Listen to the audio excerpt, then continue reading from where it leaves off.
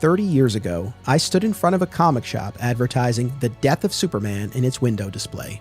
That moment outside Heroes World set me on a path, a lifelong fan journey leading directly from that tattered red cape to this podcast.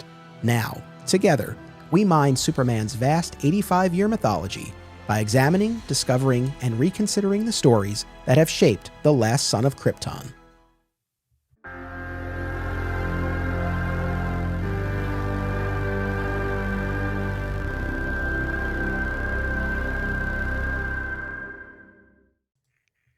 Welcome to Digging for Kryptonite, a Superman fan journey. I'm your host, Anthony Desiato. Joining me to discuss the Flash movie is real-life Lobo cosplayer, returning guest, Justin De Voe. Welcome, baby. Dude, I wish you would have seen Anthony's eyes when he said the Flash movie. Like, they got really big. He sent me a message like a couple days ago, and it was followed by an anger emoji. And that's the angriest I've ever seen Anthony. So when he said like, "Oh, I got stuff to talk about," he said he was coming in hot. So I was really excited, man.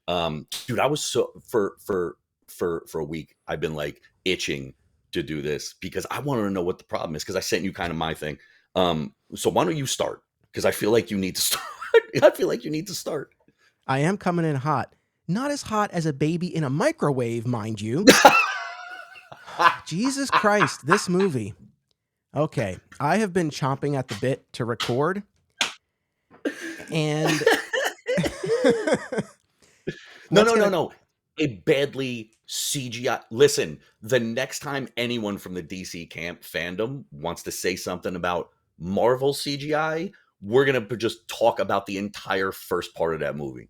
It didn't look finished. It was so bad. And yeah, the microwave thing, and I was like, and then there was a burrito in there at some point, and I was like, wow, like someone greenlit this. Like they let that happen. CGI and everything. All right, so let's get a couple of disclaimers out of the way first for our audience here. We'll set the table for a moment. Number one, we will be discussing spoilers. Yeah. It feels like almost everyone saw this movie via an advanced screening of some sort. Clearly not as many people saw it over opening weekend, which we'll also talk about. But if for some reason you haven't seen it and you plan to see it and you don't want to be spoiled, maybe just save this episode for down the line. We will be discussing spoilers. So that's number one. Number two, De Voe here is known for letting those F-bombs fly, but we talked beforehand. He said he's going to follow school rules. So I think we might be able to forego the explicit tag. I don't know if people welcome that or not. They might want to hear some of that in this episode. I don't know. But if you're listening to this in mixed company, like if you've got your kid in the car with you or something, you should be okay with this one. I will be good. I promise. There's probably more disclaimers. Yeah, go ahead. It's weird that you mentioned that because that's from Fat Moose. Is like, yeah, I saw it 2 weeks ago. I was like, I'm sorry, you what now? He saw it 2 weeks ago. He got some advanced ticket from AMC. There was no opening credits. There was no closing credits. There was no nothing. It was kind of like a trial run for the flick. And he said that a dude pulled out a camera midway through and all up and down all the aisles were like WB black ties. And they said they snatched this dude up and arrested him. I was like, dude, why can't you just go enjoy the movie? Like, why do you have to do that? Like, what are you getting out of that? Like a couple of likes? Like, I don't understand. But everyone else, I saw it. So, I saw it 2 weeks ago. I saw it last week. A friend of mine, Jennings, he's like a TikTok influencer. So he saw it like a month and a half ago. So like all these people have already seen it. I didn't know what it did during opening weekend. You just gave me some new information. But it did seem like everyone saw it way earlier than way earlier than anybody else. Yes. It did 55.1 million, I believe, for its opening weekend, which came in under projections. At one point, it had been projected to be somewhere in the 70s, I believe. It came in lower than Black Adam, of all movies, believe it or not. But the last disclaimer that I want to say, before I lay waste to this movie for the next hour and a half, is because, look, I think that it is important to always recognize and appreciate different perspectives. And so I do want to say, for anyone who enjoyed this movie, right on. That's great. I'm glad you enjoyed it. And I mean that sincerely. I actually took my dad. We went over the weekend. So we're recording this We're recording this the day after Father's Day. Happy Father's Day to you and to all the dads out there. And I took my dad over the weekend. It was our Father's Day outing. He had a great time. He thought Ezra Miller was hilarious. The twist, quote unquote twist at the end when Batman shows up, he thought was so funny. The post credits tag with Arthur, he was Yeah. laughing. He had a great time. And I have heard Right. from, we'll talk about that insane, absurd, in my opinion, pre-release hype with this movie. But even Mm. since the movie has come out, there's been a range of reactions, and I've heard from people who have been guests on the show or who are audience members of the show. You mentioned Fat Moose Comics, our buddy Sal Scalisi. He Yeah. posted, he was like, I love this movie. And he posted Yeah. separately his own little review, and he gave it like an 8.9 out of 10. I don't share that at all. However, that's great. And it's funny because I wrote to him, I was like, I'm glad you enjoyed it. And whenever I say that, whether on social media or on the show, but especially on social media where I'm just typing it, I'm always like, I hope I don't sound like I'm being sarcastic. I mean it sincerely. Like, I'm glad that Right. people enjoyed it. And I'll also say this. While I didn't, I can understand how people might enjoy it or at least might have a good time. Like, I'll get one other example. Bernie Gersmeyer, who's been on the show a bunch of times. I'm Love not Bernie. saying this is the only reason he enjoyed it. He and I haven't had a full conversation about it. I think he enjoyed it generally, but he also shared in his post, he went with his daughters to see it, right? Right. And I have to imagine that just that experience of being there with his girls and watching Mm. this movie and sharing that experience, it just colors everything. So Right. while, yes, I am going to be sort of on the other side of that in this episode here, if you enjoyed it, that's great. I'm not trying to take away from your enjoyment, but I do think, look, we always have to share our opinions, be honest. That's what we do. And this is coming from a place of passion. And this, unlike a lot of the things we talk about where it's stuff that's been out for a long time and things have settled a bit, this is very fresh and a little raw. And I do think that both the studio and the filmmakers need to be taken to task a little bit for some Yeah. of the choices made here. So that's it as far as my disclaimers go. But I'm very excited to get into this. So my disclaimer, and I will do it um, as PG as possible. Back when you were you're a young boy, 14, 15, and you managed to stumble upon your parents' porn collection, right? Don't worry, I'm going somewhere with this. And you pop in like a VHS and you're like, I just like this, right? Like you're gay, straight, or whatever. And then you see something that you're like, ooh, like I like that and I don't know why. And you get what I call a confused boner, right? That's how I was this entire movie. Because because there was parts of it that I was very happy about. Like, dude, anytime you see Keaton as Batman, I was like, this is amazing. Then after I talked to you, I thought about it afterwards. I'm like, the movie wasn't good.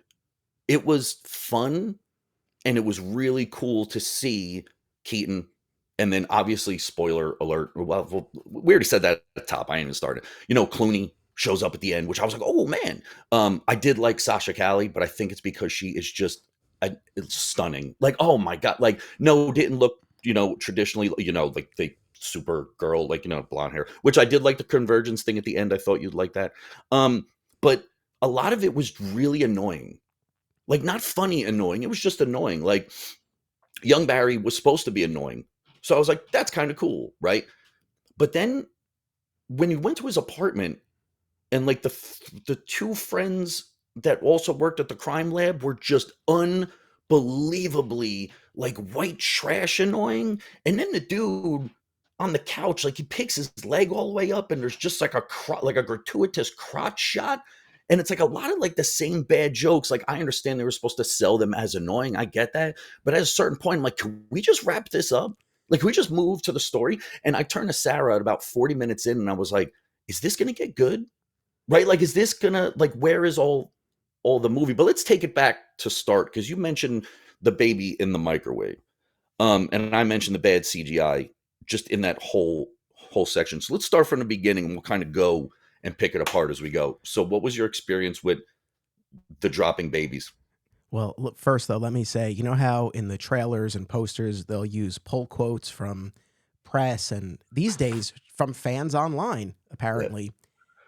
And we've seen a lot of that with Flash, greatest superhero movie of all time, including from James Gunn himself, which, boy, I want to talk about. I want to talk about that and what that implies about the future. But I really wish that for subsequent press that they use your quote of, this movie gave me a confused boner at Real Life Lobo. I think that would be great because people would be like, what does that mean? And I feel like that might get them to see it. Anyway. I think they'll know what it means. If they've seen it, if they've seen it, they'll go, yeah, I got a confused boner. If they haven't seen it, they're like, I want a confused boner. When do I get my tickets? Yeah, but Now, that's what I thought about. as we said, we're talking spoilers. We're assuming people have seen it or at least know the gist of this movie. I'm not going to do a full detailed plot by plot breakdown because I can't imagine anyone doesn't know the gist of this movie with No, all no, of the yeah, press, everything they released ahead of time. But real quick, for anybody who needs it, Barry Allen decides to go back in time and save his mother and change the timeline despite the warnings of Batfleck. He does so, but ends up breaking reality as he typically does in these Flashpoint-esque yeah, stories and gets stuck in the past in 2013 with his younger self. And in this new reality that he's created, we no longer have Batfleck. We have Michael Keaton as Batman. They actually gave more of an explanation for that than I thought they would. Fair enough, yeah, but still yeah. ridiculous. I want to talk about that. And we now have Supergirl instead of Superman, and we go from there. And yes, this does build to this moment you alluded to earlier where Barry gets a peek at the larger multiverse. And this was such a great opportunity to really showcase the history of the DC universe and all of the different incarnations that we've had. And Right. it could have been majestic and magnificent. And instead, we got a video game on screen. It Okay. was really, yeah, yeah, and it kind of likens back to the original point where I was like, did they not polish this thing? Oh, Because wait. I don't mean to cut you off, but did you not no, it's hear fine. and I don't mean, I'm gonna try to hold back on that tone. I don't want to sound like such a dick as we're talking about this, but Right. but No, please the do. the director, it's just that and again, here's the thing. We're past 100 episodes into this podcast. I'm trusting that the audience knows what we do here and is on board and will give us the benefit of the doubt. So just bear with me, folks, if I'm a little bit, if I sound a little bit annoyed, because I am a little bit annoyed Yeah. with this movie. Andy Muschietti, the director, he's explained that it was supposed to look like that. It was supposed to look like that because we're So, seeing Barry's perspective of the Speed Force and the multiverse, and apparently in right. that scenario, everything looks like that. So it's not that the CGI was bad; it was supposed to look like that. But I think you're also referring not just to that moment in the Speed Force, but just the The CGI babies. generally. Yeah, the CGI in Yeah. general, like that first scene, like look, I knew as soon as he started running backwards and forwards in that sand, right? I was like, they wouldn't have done this unless their intention was to make it look like this. But why does it look like that? Right? Like what was the like make them out of sand then, right? Like why even bother putting up anything that people are going to be like, what? Because, like, look, he can say it's supposed to look like that. That's fine. Everybody who sees this movie is going to be like, why does it look like that? Yeah. So it just seems like the intention went left because there's no reason for it to look like that. Um, yeah, that was a strange choice. And then they're like falling forward like in a bad YouTube video where they're just like falling and disappearing and stuff. I'm like, what is going on with this? So before we talk about the babies, I will say again, and where appropriate, I will talk about stuff that I liked in this movie. There were a few things that I liked. Oh, dude, Not there's a ton of stuff that I like. It just didn't happen till later. but we start off with this whole sequence. Barry, he's running low on energy, on calories. He's at the restaurant. He's trying to get a sandwich. His usual person isn't there. He's freaking out. And then he gets this call from Jeremy Irons' Alfred. There's this situation at the hospital. Batman needs help, blah, blah, blah. And we're off from there. I will say, I did think it was cool, the effect when Barry is running towards Gotham and you're kind of running with him and you're seeing Yeah, everything yeah, speed by you. Like, I thought that was cool. Like, fair enough. I was like, okay, like yeah, that's yeah, visually, that was cool. But then when we get there and we get to this extended sequence of Barry saving these infant babies who are plummeting from the hospital window to the ground below, I just thought not only did it look really rough, but I just thought it was in such poor taste generally, but specifically when he saves that one baby by putting them in the microwave. yeah, And it's weird because look, we talk about a lot of stuff on this show, and there are a lot of times where we will not even call something out, but we'll just sort of recognize, oh, this might be a little dated. This wouldn't happen today. This wasn't necessarily appropriate, but this is old. But we're talking about something that just came out. So that's all to say, I don't think that I'm generally easily offended, but I was really offended by the baby in the microwave. And later on, I yeah. was very much offended by deceased actors being resurrected via CGI. Those were a couple of things where I was just like, this is not right. And to your earlier point, it always boggles my mind when you think about the number of people Oh, you know what's funny? I always assume this is the case. Maybe not. Maybe Andy Muschietti just got to do whatever the hell he wanted. I don't know. But I always think about like the number of people, producers, executives, studio heads, like who have to sign off on these things. Yeah. And it's weird. Like, so at no point was someone like, hey, maybe baby in a microwave, like baby in an oven, cooking a baby. Like maybe we don't do that. Maybe you Yeah. put the baby in a Yeah. box or something, a And like, shoebox, anything. yeah. Or on the beds that were falling. You had plenty of time. You could put them all on beds. Like, I don't understand. Like, and then like each one that was falling, they made sure to highlight a different catastrophe. Like every one of them, one had knives falling on them, scalpels. One of them was like something was about to hit. I was just like, every single one of these babies was in like, look, they're already in dire straits. They're falling from a collapsing building. Each one didn't need like a separate fate now to prove how fast he was. We get it. The movie's called The Flash. We understand. But it just seemed like that was a weird, like, I don't know if I was offended by as much as I didn't know what to think. I was like, what? Like, this is a strange choice for an opening. Also, to go back to the Batfleck part, it didn't look like him or sound like, did you get that too? Like, it didn't It sound like wasn't him. I was like, okay. maybe it's somebody else. So here's the thing. Obviously, Batfleck was there for the civilian scene outside Mhm. Barry's apartment, obviously, and the Wonder Woman scene, which we'll talk about.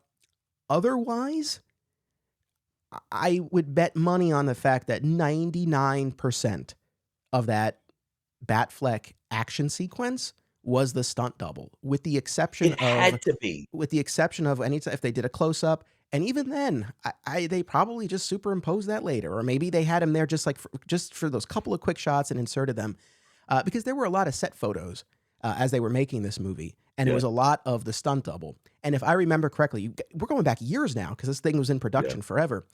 But I remember at the time, or if I remember correctly, there were reports about when Batfleck was getting to the shooting location, when Ben Affleck was getting to the shooting location, and it was right.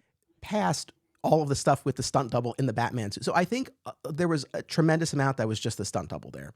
And look, with Yeah, Batman, I guess because you can the get away with thing it, but it shows. so when Hot Toys put out the Batman, he was in that dude. Dude, they will try to make money on anything. Batman was in the movie for 12 minutes, right? And only in that suit for 4 or 5. And when they put out the still of the toy, and Hot Toys usually nails it all the time. That's kind of what they do. And I was like, the face looks different. So the entire time I'm going into the movie, I'm like, oh, maybe it's a multiverse version. Because I didn't even think the figure looked like him. And while he's riding around, when he's talking to him, I'm like, babe, that's definitely not Ben Affleck. Like, just the voice was different completely. And it's not even like they could have voice modulated it like he normally does. Like, why didn't you just do that? Like, what was the reason to not do that part? It just, but that's what I'm saying. Maybe that's why they ran so many um like 2 week, 3 week, 4 week previews, because someone had to be like, hey man, you might want to question these 5 things. And it seems like nobody did, because the whole time I didn't think it was him until Diana showed up, which was kind of cool. Like, that part I really did like. And I do like the fact that they had a flirtation going on. I thought that was cool too. Yeah, but that whole opening, I was just like, man, like you like, that was rough. Like, that was really rough. Like, I'm surprised there wasn't like an outrage afterwards about it. The implications that this movie has for the future of DC films, we can save it for the end. We can kind of jump in and out as we move along. But this, I think, is an opportune moment to ask you. It was very recently announced that Andy Muschietti is going to be directing Batman: Brave and the Bold. Mhm. After seeing how he handled three three different Batmen in this movie, how do you Yeah. feel about him as the choice to lead the new Batman era in the mainline DCU? Obviously, Matt Reeves still has his own corner. Which, real quick side note, uh, when all the reports started coming out that Matt Reeves didn't want to play ball with the new James Gunn cinematic universe, Yeah. right? He wanted to just stay off and do his own thing. There was a part of me that's like, well, don't let this guy do that. It's not ultimately up to him. We Yeah. have to build a cohesive universe. Now You I'm don't have saying, to. you know Yeah. what? No, I get it. I retract Yeah. anything I said before about how Matt Reeves should participate in this, because after seeing this, and where I think the movies are going, I'm kind of like, I get why he wants to just stay off and do his own thing. And I Yeah. really like the Batman, and you know what? He should just do his own. Anyway, how do you feel about this director taking on Batman? So we've talked about different directors doing stuff, right? And rewrites and edits and all the rest of that stuff, and how many directors are like, that wasn't my vision, right? Like, that's not what I had in mind. That's not what I shot. We've gone through it the whole time with the Snyderverse stuff, and it's just like, dude shoots a good looking movie. Um, I liked all the acting in the movie, except for the stuff that was annoying. But like I said, it was supposed to be intentionally annoying. I don't mind it. I don't, because he. So to fast forward in it, the silo fight with Keaton was on par with the warehouse fight with Batfleck from BVS. It was so good. It was like action packed. There was a lot of swooping shots and stuff like that. I dug it hard. So it's just like, well, how much power does the director actually have, right? Like, if he shoots a 4-hour movie and they cut it down, the editors and whoever gets to rewrite and reshoot afterwards, he's just kind of like, all right, well, that's not even my movie anymore. So at this point, I'm just hoping for a good Brave and Bold movie, because I don't know who's got power over what. I don't know who's got what decision. And to go to the Batman, you can't have the Battinson version in a world with superheroes. Like, it doesn't make any sense. Like, I like the fact that that's terrestrial. He's fighting, he gets the Penguin. I don't want Superman flying into that movie. Like, I don't. I think you need someone like, um, a Ben Affleck for that, like someone that's been established for a couple years. I don't want Batman year 2, year 3 now having to show up with a new Wonder Woman. So again, I don't know what their plans are to bring all that stuff together. I don't know if everything is going to be together. Um, he says there's going to be continuity, but they've also said that before. And some of the ones outside of continuity I liked even better. Like, besides the fact that they ruined Cassandra Cain, I actually didn't mind Harley Quinn in the Emancipation. But like I liked the Birds of Prey. I thought it was good. I thought Huntress was hilarious. I thought a lot of that movie was really good. Ewan McGregor was terrifying. The dude who played Zaz kind of felt like he walked out of a Hot Topic circa 1997. He was just totally edgy. But I really liked that flick. So I just hope they do a good movie, because taking on something like The Brave and the Bold, like, how long has The Brave and the Bold been around for? Like, showcasing different people. Like, I just want a good flick. And I don't think that I think The Flash now does what we said it would do. It opens up a bunch of different doors to be like, well, now, Ezra Miller with all their issues, they're stuck somewhere else. They're in George Clooney land. Now you can bring in somebody else. So I think whatever the plan was for the Flashpoint to reset everything, which is why they kept that movie, is doing it. Would I have kept that over whatever the Batgirl flick was supposed to be? I probably not. Dude, I really wanted to see the Batgirl movie, man.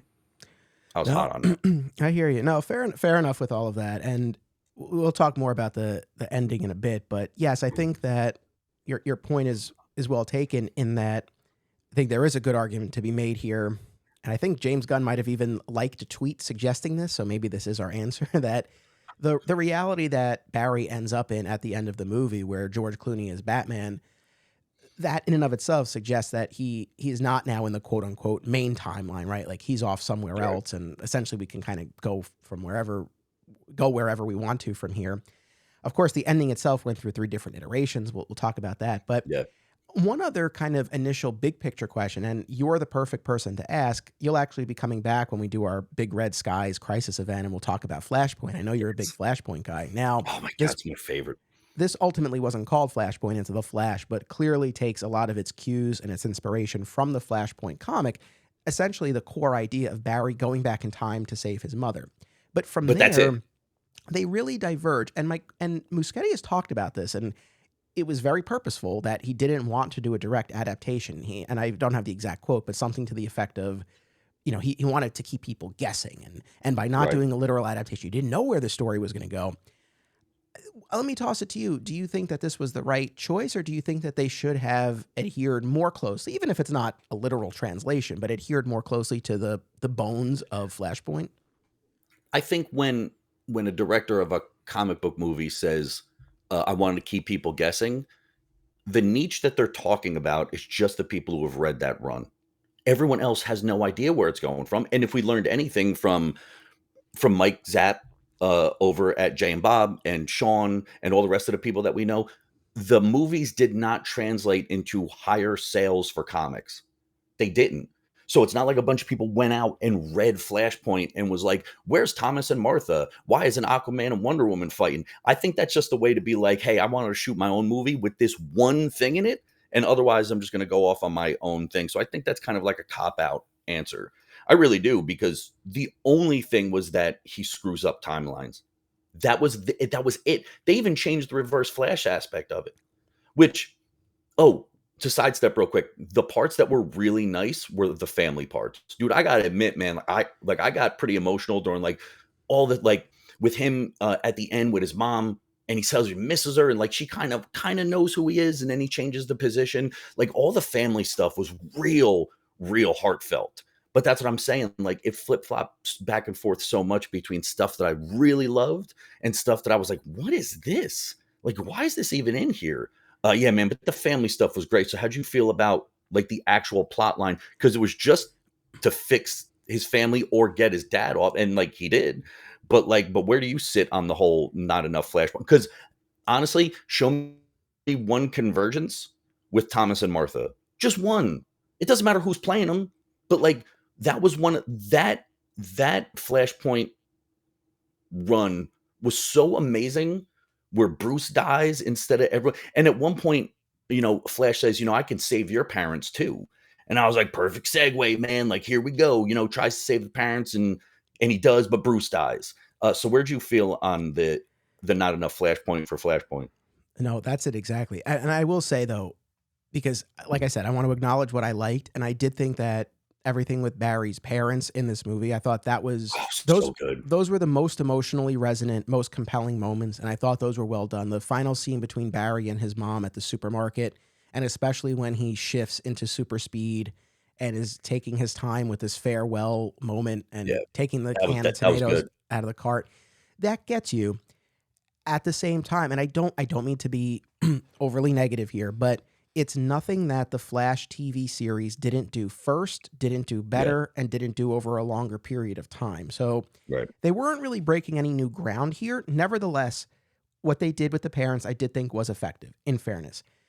But again, where I bump up against this is that that's more of the tone that I wanted for the rest of the movie. And on that front, there are a number of things we're talking about. I do think, and I'm going to get to it right now about the whole Mhm. lack of Flashpoint.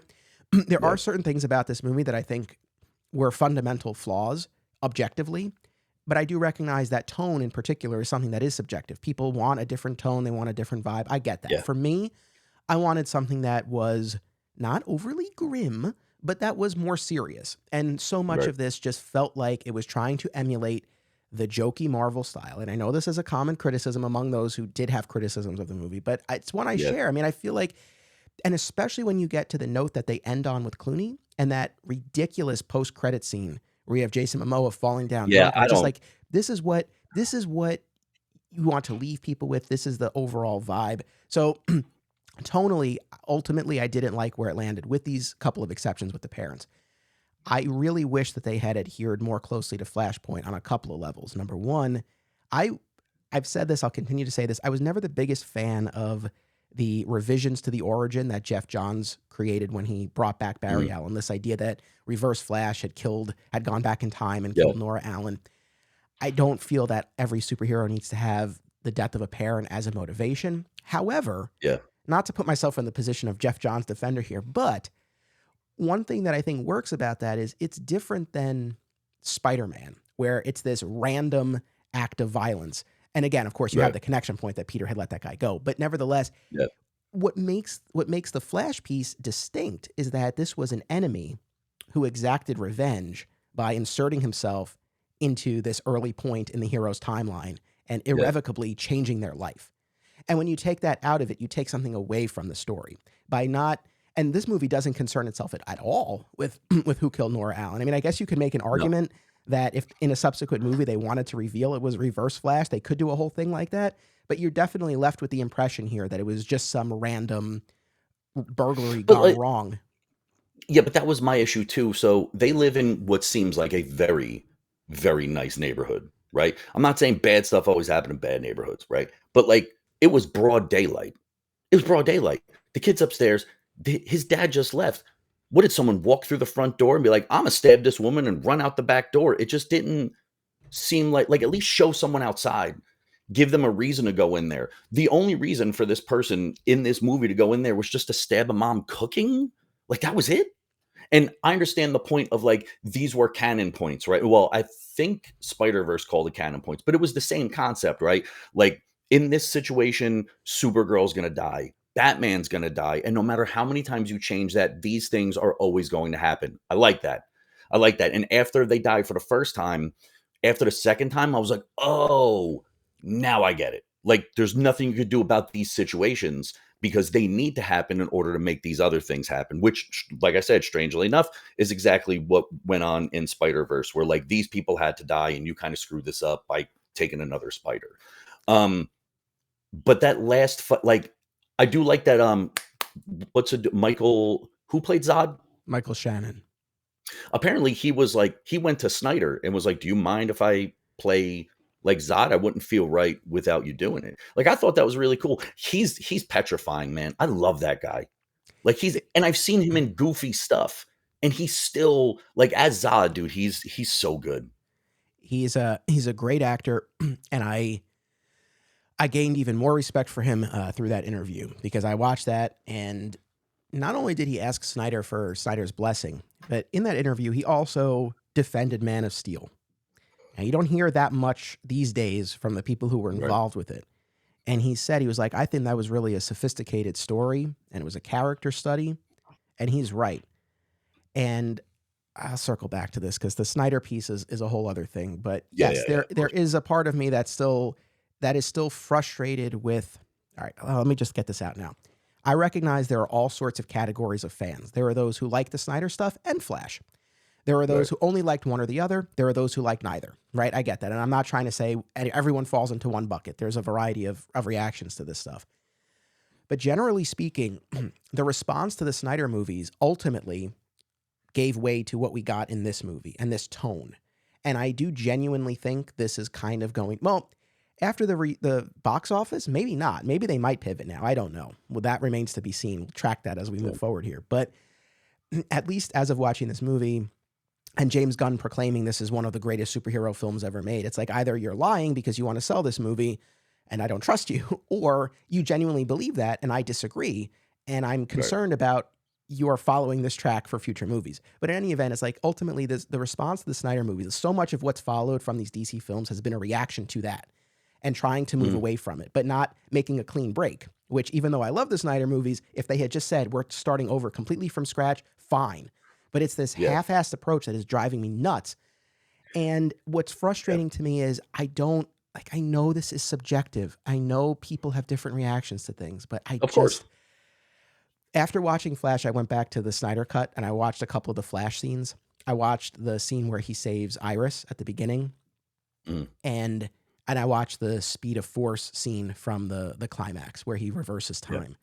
And I'm watching those scenes, and to me, and you might, someone else might be like, oh, whatever criticism you have of them. But for me, I watched them and they worked so well. I thought they were Yeah. gorgeous. I thought there was emotion. I thought in the rescuing Iris scene, how tenderly he positions her and lies her down, the music that's Yeah. playing, the way everything just slows down and you're just in that moment. And then in that big climax, he's talking to his dad and he's performing this miracle essentially. I'm watching this and it's like that's what I want, not shoving a Yeah. baby in a microwave. Yeah. So there is this frustration for me, and I don't want to frame it as like, guys, what's wrong with you? Why Yeah. why do you like this and not? I don't want to frame it like that. But on an emotional gut level, there is that feeling, and I Yeah. can't I can't deny that. But Yeah. Yeah. You can keep it funny, you know, and and like I said, not have 17 death traps for infants in the beginning.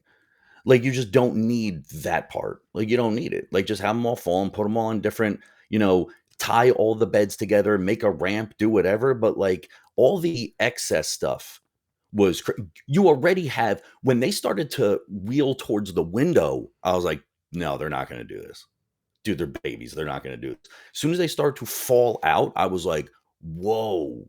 Like, let me give you an example. I watched Old People. It's a German horror movie. It is fantastic. There are things that other countries will do, and American moviegoers go, "Oh my god, they let that go," but they're used to doing that. When we see something like this in an okayed, American where everybody's offended, which for this rightfully so, right? Like, what if you had a kid like Eric Clapton's son fell out of a window? Right? Like, what if like any one of these things is similar? Actually, when he threw the baby in the microwave, it reminded me of there was a guy um in Texas who left his baby in the car because he was high on meth. He left his baby in the car and the poor baby roasted. And the guy was still high because he fell asleep. When he went in and put the kid inside the refrigerator to try and calm him down. Like, there's just certain things that Americans don't touch for offensive purposes. Like, we just don't. Meanwhile, you look at like Korean films, Serbian films, like they do everything and everyone's just like, whatever, it's a movie. So the fact that got through, I was like, whoa, man. Like, it could have been anybody. Like, why make it babies? Like, why couldn't it just been like old people? Like, it could have been anyone else and it would have been more acceptable. How many F-bombs make an explicit tag? One or more than one? You know what? I'm going to follow movie rules. Typically, a PG-13 movie gets one, so we'll follow that. Okay. Okay. Because I have to say, we just talked about like, there's people who like it, there's people who don't like it, there's people who argue stuff like that. I love all of those people. If you don't like it, tell me why you don't like it. That's great. We can have a conversation. The people who just go in knowing that they're going to hate the movie and can't wait to watch it, just fuck them. Like, they don't count. Like, your opinion doesn't count. If you go in going, oh, this movie, everyone's talking about how good it is, I'm going to find out all the stuff that's bad with it. They don't get an opinion. They don't, because you're supposed to give constructive opinions, right?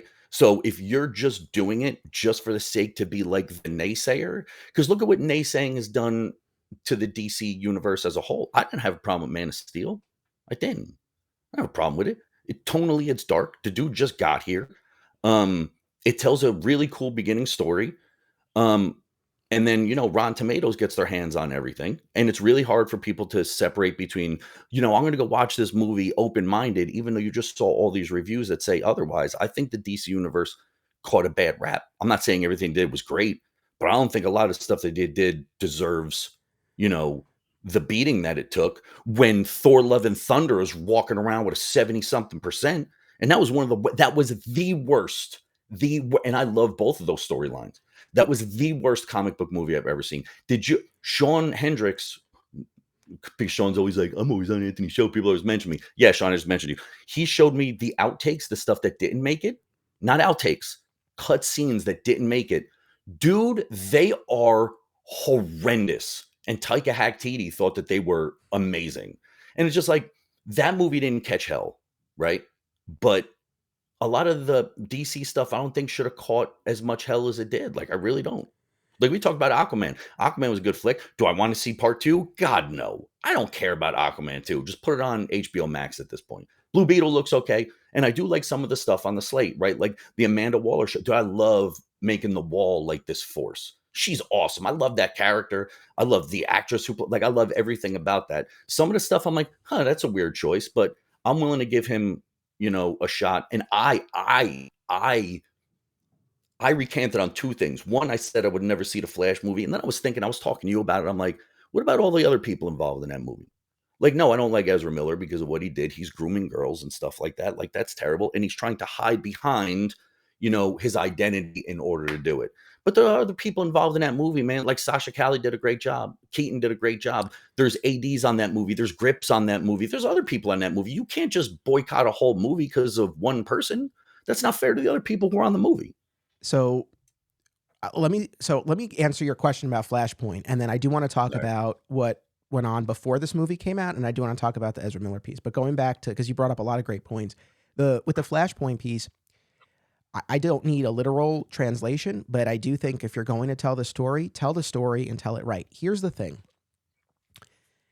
and people's mileage on this may vary. I'm sure there's a whole contingent of fans who are just happy to see Michael Keaton and Yeah, back as Batman, right? And that's enough for them, and that's great.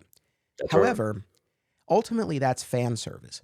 I look at something like Spider-Man No Way Home, and there, yes, you have the fan service aspect of uniting these three franchises. They did the pointing meme, right? Great fan service. Mhm. But it also all tracked internally within that movie. There was a story reason why these two other Spider-Men needed to be there.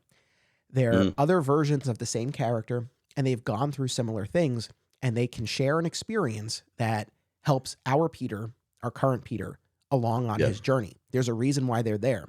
Here, there's really no reason why it's Michael Keaton other than, oh, it'll be cool to bring back Michael Keaton and people will like that. Okay. This I'm could have so been glad you said that. Okay. this could have been any Batman. Any Batman could have given that speech about the tragedy defining you and this and that. And what would have been more impactful, one of two things. It could have just been Batfleck. Batfleck is the one this character has the relationship with. Yeah. Short of that, you bring back Jeffrey Dean Morgan and have him play Thomas Wayne, as I Yeah. assume was always intended. Or I'll give a third option.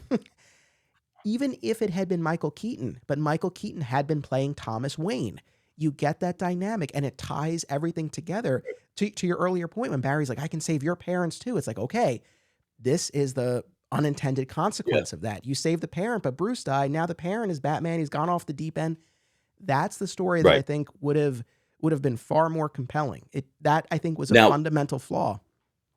now the one big issue with making it a Flashpoint movie is the focus on the side issues were just other stuff that was going on. You make a Flashpoint movie, you have to bring in Aquaman and Wonder Woman, who pretty much destroyed the world to separate it. That is a completely different movie. That is no longer a Flash movie.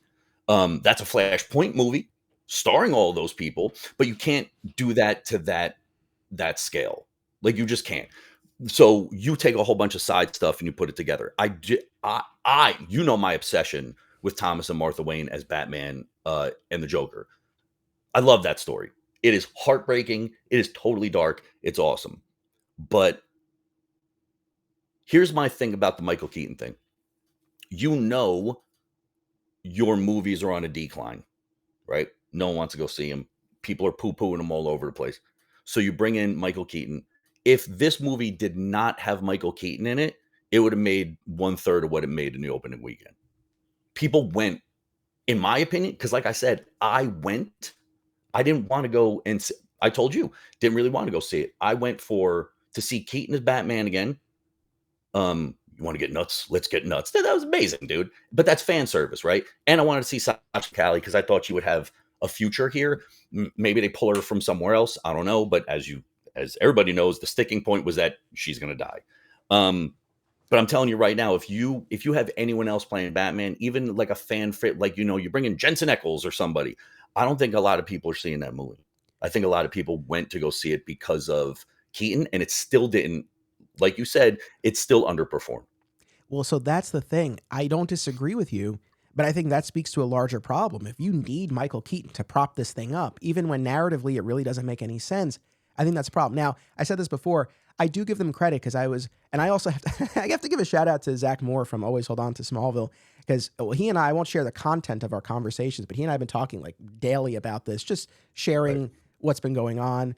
And I realized a few weeks before the movie came out that I didn't understand the plot of it because in my mind, I really thought this was totally a multiverse thing. Like I thought Barry just ended up on a different Earth. I mean, I guess in a sense, ultimately he does by changing time. He Yeah, creates he this does. new Yeah. Earth or this new reality. Because the thing the sticking point for me was how on earth would changing the past result in Michael Keaton being Batman? That's why I thought it was just totally just like a different Earth situation. Yeah. And I actually do give them as much credit. I give them credit for doing as much as they did of having Bruce Wayne. Somehow he's this time travel expert, and he's able to explain these fulcrum points and how you change the past and everything before it and after it changed, Yeah. all that stuff. At least they did that. But yeah, I mean, I think if they kind of need that to prop it up, I do think that speaks to a larger problem. But so yeah, I mean, I don't think that totally tracked. Now with Sasha Calais or Kaye, I think I'm not sure exactly how Yeah, you say it. I think it's Kaye, I'm not but sure either. I liked her a lot too. And going back to what you were saying before, no, she doesn't look like Kara Zor-El or Kara Zor-El, depending on your Right. pronunciation, typically looks in the comics. However, she does look like a more realistic cousin Yes. to Superman. Right. And I thought, here's the thing, this poor girl. You know what? Honestly, she's my MVP of this whole process, and I'll tell you why. Number Yes. one, she had to carry this press tour on its back. You have a Uh-huh. lead who can't do any press. That's a major. That's a Yeah. major blow. You Yep. have Michael Keaton, who was unavailable. He's like doing a movie in London. And then you got Affleck, who probably wants as little to do with this as possible. Of course, all the late night talk shows are dark because of the writer's strike. And Yes. this girl, this young woman, is doing the bulk of the press for what's ultimately, an important but relatively small piece of the Yeah. movie. And I That thought and she, Instagram, like, she's everywhere, dude. She is single-handedly putting this entire marketing, like, on her back, and she's like, "Come see my movie. I'm awesome in it." And you know what? She was, man. Oh, that was the other Flashpoint sticking point. Instead of it being Clark that that is in the potato sack. It's her. I love that. I love that switch. I also like when Zod was like, "Oh no, that infant didn't make it." But I'm like, more infant killing? Like, what are we like? You know what I'm saying? Like, he said it a little bit more classy. But I liked her a lot, dude. I liked her a lot. Like, I want to see more of her. yeah. And I know that the Gunn has announced they're doing an adaptation of Woman of Tomorrow, which we did a whole episode on. And Yep. the implication seemed to be it would be a new Supergirl, whether it's her or or a different project altogether. I really hope the studio takes care of her because I think she really rose to the occasion Yeah. here. And I liked what she did with what little she had to work with. Her entire arc in this movie is I'm Kryptonian, they're my people. She sees Zod Yeah. kill the general. Oh, I'll help you guys. That's her Yeah. whole arc in this movie. It's Yeah. as bare bones as it gets, but she does as much as she can. Poor Michael Shannon has nothing to do. It's funny going back to Yeah. that interview. And I love this guy. He was like, She's he's so like, good, dude. he's like, this wasn't as satisfying for me as Man of Steel with these multiverse movies. He was like, I feel like it's action figures, like you're playing with different action figures. Yeah. And he essentially really had one scene of substance where he's talking to Kara about killing Kal-El. That's Yeah. it. Other than that, it's mostly just some action. So, Yeah, but uh, even her reaction to that, dude, she gave me the chills.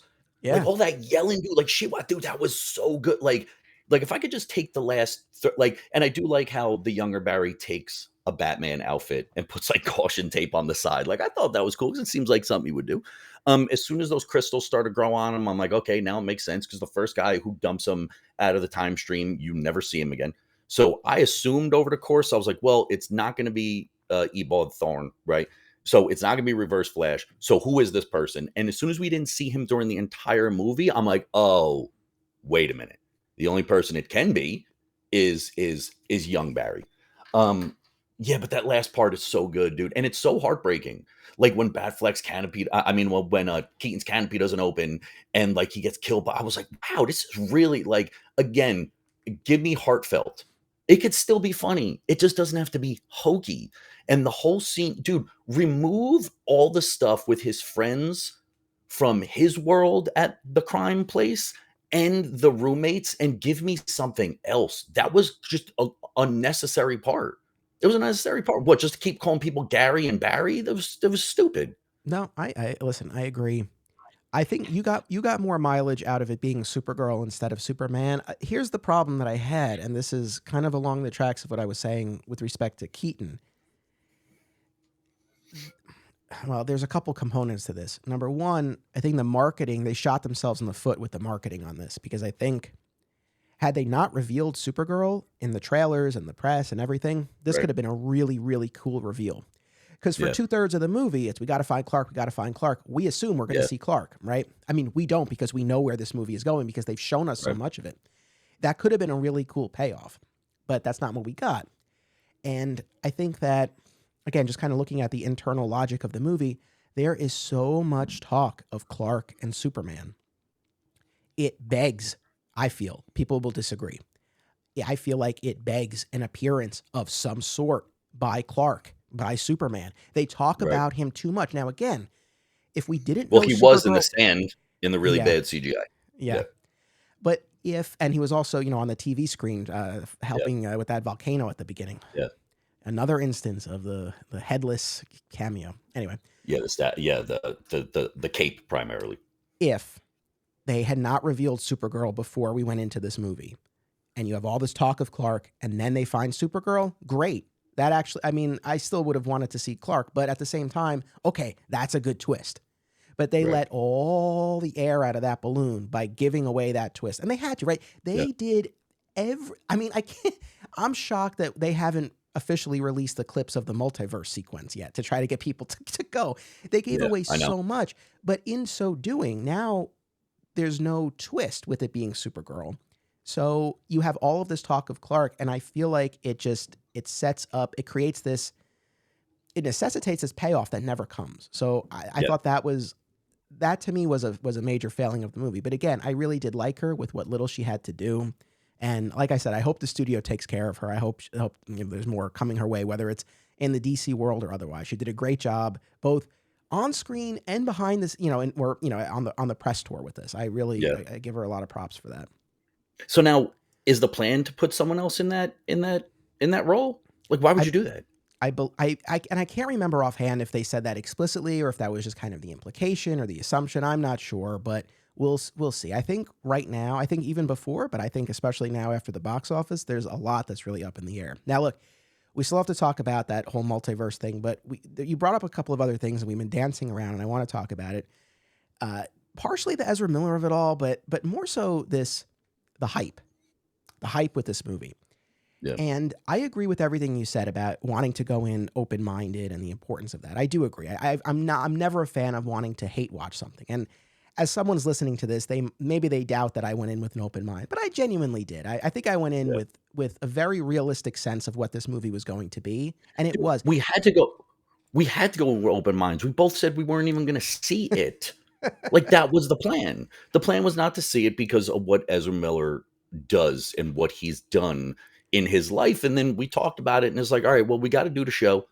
And there's so many more people involved in this movie, and honestly, after watching it, I'm like, "I'm glad I watched it for her," right? Because this could have been something for her to further something, get into something else or whatever, and if anyone just bailed on it, like, that poor girl's an actress too, man. Like, she took a role. She took a role when before all this stuff was going on. Like, you can't, like, be like, "Well, I'm not seeing anything that these people do," because then you have to go back a long time and start doing that for everything, right? Like, no more Guillermo del Toro movies because he loves Lovecraft and Lovecraft was a racist. Like, where do you cut the cord? Because if that's the case, no more Naked Gun movies because O.J. Simpson was in it. You can't watch anything Stanley Kubrick. Like, there's just a bunch of stuff that now you can't do because of associations. But if you go deep into everyone's associations, you're not going to watch anything. You're not going to enjoy anything. Yeah, I mean, I think that's always a question, right? About whether you can separate the art and the artist. And we've done episodes, we talked about Superman Returns, and that has Bryan Singer as director and Kevin Spacey as one of the main stars. Yeah. I Yep. think one of the things that makes this a little bit trickier is that it's so current, it's present. When we talked Right. about Superman Returns, that movie's almost 20 years old. So I think the I still can't benefit, believe that. I know, but I think the time, the distance, the space in between gives you a little bit of it makes it a little bit easier to kind of look at it more in a vacuum. Whereas here, we've been seeing all of these headlines leading up to this movie coming out, and I'm not looking to turn this into the people versus Ezra Miller. People, I think, No. have a sense of what they've done or are alleged to Yep. have done. But there was a video of them choking that woman. There were charges of disorderly conduct and breaking and entering. Most egregiously, most concerning, the charges of grooming a minor. And again, I say Grooming. charges. We Yeah. don't know, and not even official, official legal charges, but claims by the parents. Right. So we'll see how all of this shakes out. For me, I guess my perspective is ignoring it, not seeing it, ignoring it totally. That to me just doesn't feel right. Partly for what you said, that there are so many people involved in making this, and also it's such a Yeah. big conversation. And as someone who does this show, it didn't feel right to just sit it out. So this was an instance Yeah. where I wanted to see it, despite everything going on. It is kind of fascinating to me how short people's memories seem to be, because at the Yeah. time, And not that you can use social media really as a barometer, totally, honestly, and we see it's fickle and people Oh, people yeah. change and all that, but at the time, I'm sure you remember there were a lot of calls to either scrap the movie or dump it on HBO Max, or my Oh, yeah. favorite was my favorite was reshoot it with Grant Gustin. Oh, and boy, I still have to talk about Grant Gustin. One of the I'll get back to Right. that. But watching the movie, there's way too much Ezra Miller. You watch it and it's like clearly there's no way in hell they would have had to reshoot the entire movie. Ezra plays three characters in this thing. It would make no Yeah. sense. Yeah. Or even to do any sort of deep fake sort of thing, right? So I think ultimately Yeah, because they had to put that's what this we talked out. about when they did it with, yeah. We talked about that when they did that with Tig Notaro, Yeah. where she did all her lines in front of a green screen, they put her in Army of the Dead. But she was in it a lot, but she was not the entire movie. Like, that would've pushed the movie back, I imagine, another year, and then at that point, what do you do? Push everything back? So, yeah, I mean, I understood it. Like, I would have liked to see that, but realistically, you're not doing that because 'cause you're already taking a loss regardless. Yeah, and I appreciate that Ezra Miller has put out this statement about seeking help, and that's great, and I hope they get the help that they need. It would be good from either Miller or the studio, a little Right. bit or not more, but really any kind of sense of taking responsibility, of accountability, of recognizing that this was not good. But in any event, that's its own thing. And I will Yeah. say, look, like I said, I will say what I liked in fairness, putting everything else aside. To Miller's credit, I did think they did a really good job of differentiating their performances. When you watch Yeah. older Barry and 2013 Barry, they really felt very distinct. And so I give them a lot of Yeah. credit on that performance front. But on the note of this pre-release hype, for weeks and weeks and weeks, we were being sold this narrative that this movie was the savior of DC films, and again, a direct quote from James Gunn, one of the greatest superhero movies ever Yeah. made, and many other insiders and executives and fans who went to these advanced screenings who were echoing this. What I want to say is, for any fan who, whether it was an advanced screening or regular release screening that they went to, if you genuinely feel this was one of the greatest superhero films you've seen, great. Honestly, I don't want to take away from that. That's great. I'm glad you feel that way. Again, I Yeah, of wish I course. did. And I'm not saying that fans were disingenuous. However, you go to comic conventions all the time. I've slowed a bit, but I've gone to my fair share, and I've been to New York Comic Con and San Diego Comic Con a bunch of times. And one of the things Right. that I've had the opportunity to do at various instances is see advanced screenings of various projects. So I got to see, this is going back years now, over a decade, but I got to see that Wonder Woman animated film, that direct to Yeah. DVD animated film, early at New York Comic Con. And Nathan Fillion, he did the voice of Steve Trevor. He wasn't there physically, but he had recorded a video message and they played it. And he's like, "Hey guys," and everyone erupted in cheers. It was, "Oh, Nathan Fillion!" And I watched that movie and I came out like, "This is great." I got to see Batman: The Killing Joke, the animated movie, early. I got to see Batman Year One early. I got to see the Riverdale pilot early, and the people involved come out after and they do a panel. And I can say from my own experience, I know what it's like to kind of get swept up and you get excited. You're getting Oh, to yeah. see it early. You're getting to hear from people involved in it. And so I've had that experience of coming away from one of those early screenings really being pretty high on something and then going back to it later and being like, "Okay, maybe it's not quite as good as I originally thought it to be." And so Yeah. I do wonder, and I am not painting with a broad brush. I'm not saying this is everyone, but I have to imagine to some extent there's a little bit of that phenomenon going on here, given the level of hyperbole about how amazing this movie is. And I also think Yeah. we see this all the time, man. There are narratives that develop, and the studio cultivates these, right? I mean, when it's a positive one, sometimes it goes in the other direction and to the studio's Yeah. chagrin. But it's like there are these narratives that they cultivate, and this one was, this is one of the best superhero movies, right? Because that's what Warner Brothers needs it to Yeah. be. They're roping in Tom Cruise, right? They're Yeah. like, to me, I would be shocked if Tom Cruise had the reaction that he's alleged to have had. So Yeah. all of that to say that it, it was hard to shake that going into this movie. And No, I didn't go in with the purpose of hate watching or anything like that. But at the same time, I think all of that pre-release hype set an unrealistic standard or unrealistic expectation of what this Yeah. movie was. And I think ultimately it backfired. You know, it got a cinema score of B. That's the cinema Yeah. score they poll people coming out of the movie, and they generate this letter grade. And my understanding from sort of what's been discussed about this is that for these big budget movies, you really kind of need, for the movies that end up going the distance and doing really well at the box office, you need an A or an A plus or an A minus, I guess. B plus is kind of like, okay, maybe it'll do all right. But anything below that, the movie tends not to really have legs. That's my understanding from what's been discussed about this. Yeah. So Right. there's clearly a disconnect here, But I like, think, between what everyone was but like, saying and then what people are saying now after actually seeing it.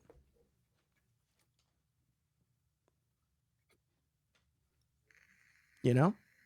Did we have a little lag but there like, or a freeze? Oh. yeah, yeah. See, but here's my thing. Why so many pre-screenings?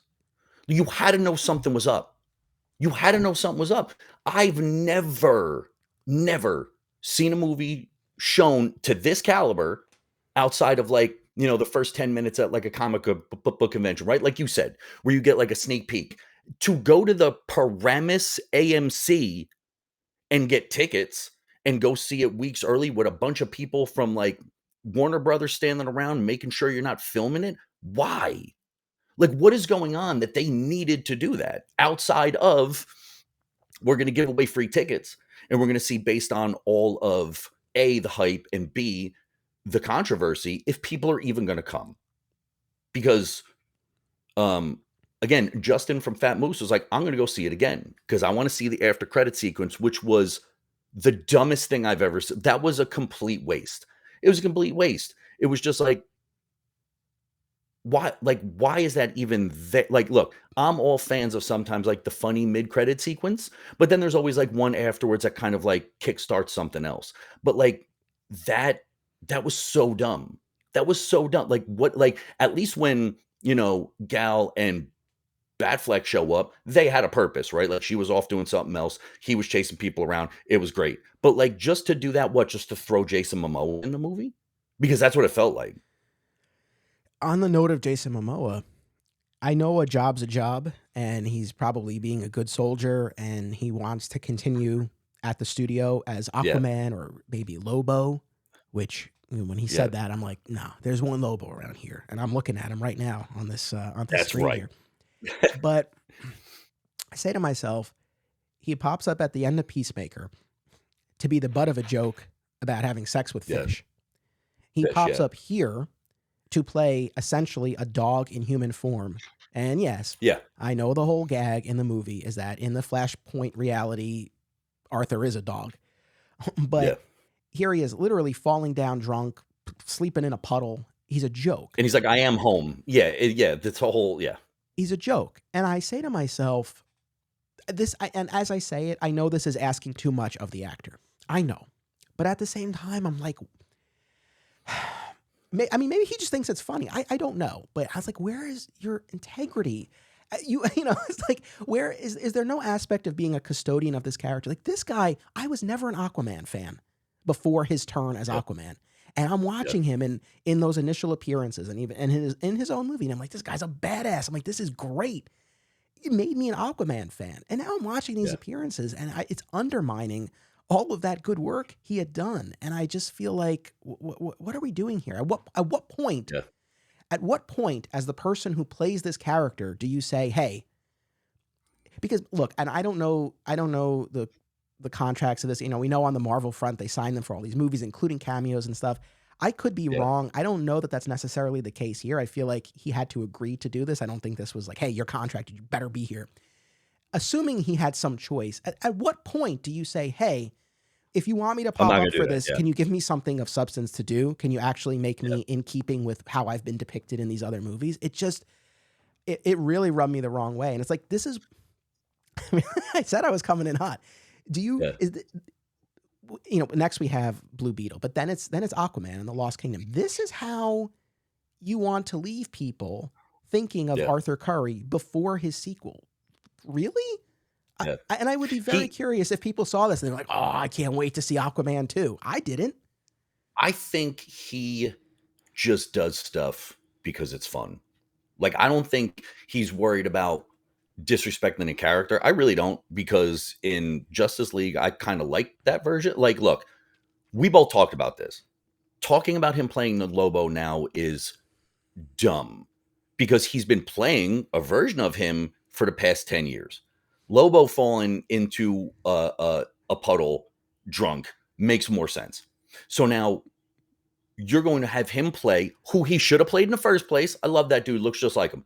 Looks just like him. He's got like the same eye shape, everything. If you wanted a perfect fan casting, that would be it. But you screwed that up because you wanted sex appeal for a movie, thinking that that would change the outcome of the movie. You should have gave some, like we talked about it. Give it to Anthony Starr. Give it to anybody else. You could have used him. Now you're going to basically force him into this other movie where he's going to be playing the same character. There's going to be very little difference. They both even like dolphins. Like you're too close to the well on this one. Um I don't think he did it to be like, I'm going to further make fun of this character. I think he just did it because that seems like something that he would want to do for fun. Oh, Well, yeah, dude, I'll go and get paid scale to fall into a puddle on a set. Yeah, sure. Sure. I can do that. Do I also think that he knows that probably no one's going to see Aquaman 2? Yeah, I do. You know, now he's in every movie. And look, I love the dude, but he plays the same character in every movie. But that's what people want, right?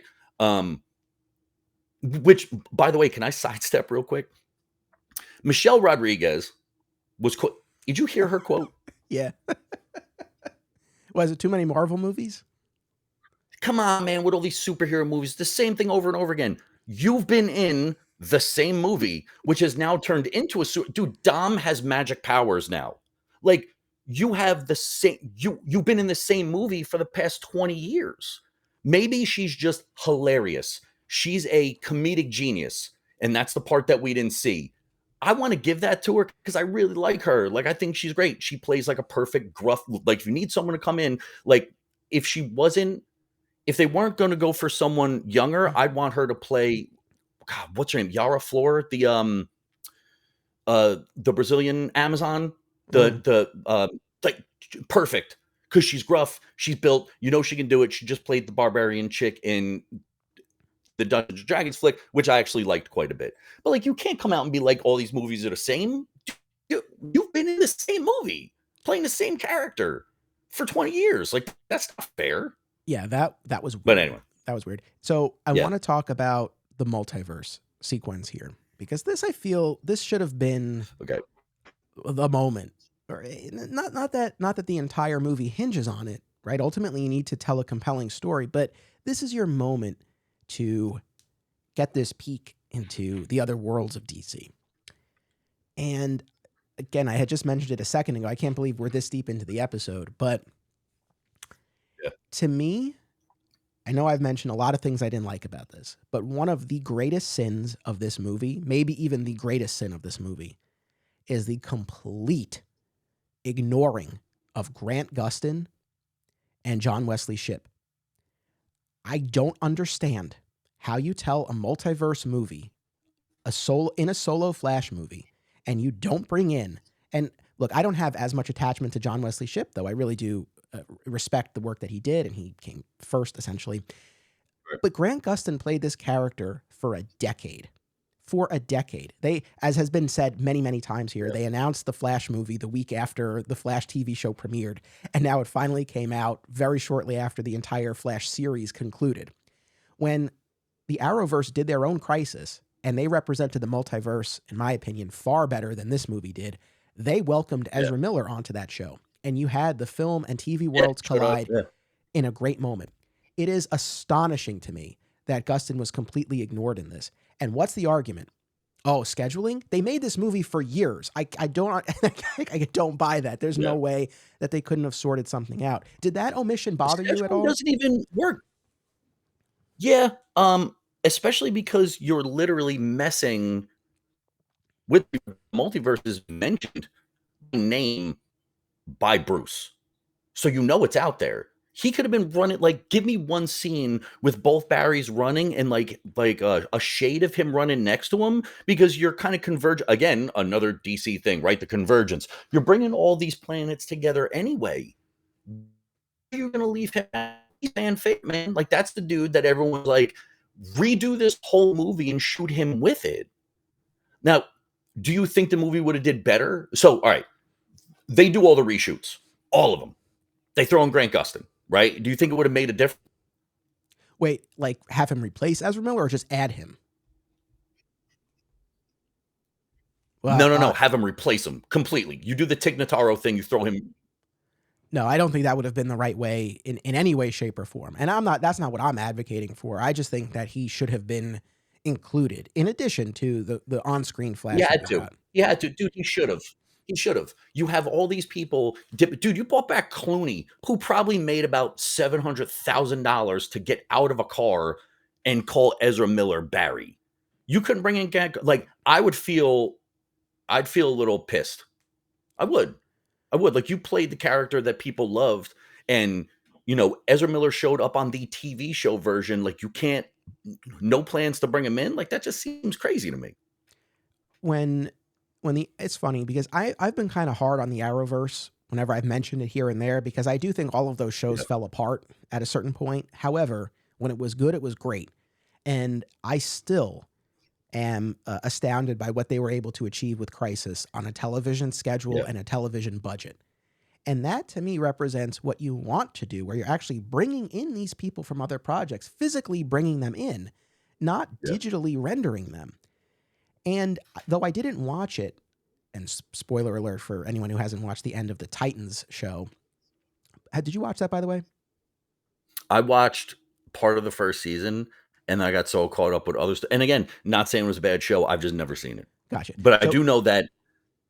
I'm sorry. I do know that. I know Gotham Knights got the axe really quickly, and for a very good reason. Because I watched the first episode. I was like, this is terrible. This is really bad. But I'm sorry.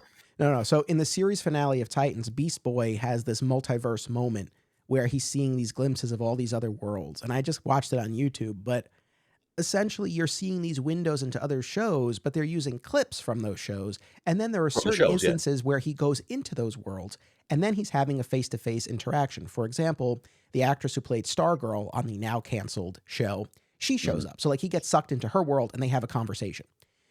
That to me is the appropriate way to do this. I was so put off. And I honestly, you talk about choices. To me, this was such a baffling choice to render the multiverse. Dude, it's a layup. Yeah. But to do this with the multiverse, I don't have an issue with the Christopher Reeve iteration being represented or the George Reeves iteration or Adam West, right? And look, I do a whole Adventures of Superman rewatch podcast. I love George Reeves. However, I think if you're going to do this, the way to do it is you have Barry running through or standing there and they're passing by him. You show clips. You show clips from those projects to represent those properties in that way. You don't digitally recreate someone. I feel like, and look, this is a larger ethical conversation. You see this a lot in music, right? Where you have a deceased artist performing on stage. I'm not a fan of that. I think it's disrespectful. Even if the family is signing off on it, which allegedly the Reeve family did. Reeves has no estate that we know of, so I don't know that they necessarily had to get any permission. But even if they signed off on this, I always wonder, would he have wanted this? Would he have wanted this? And on top of all of that, it looked terrible. It looked awful. So I was so put off by that. And it's just like, this is a big budget movie. $200 million to make this movie. You could have done anything. And the director has said no superhero was off the table. So he had carte blanche to do whatever he wanted. And this is what he chose to do. I'm baffled by it.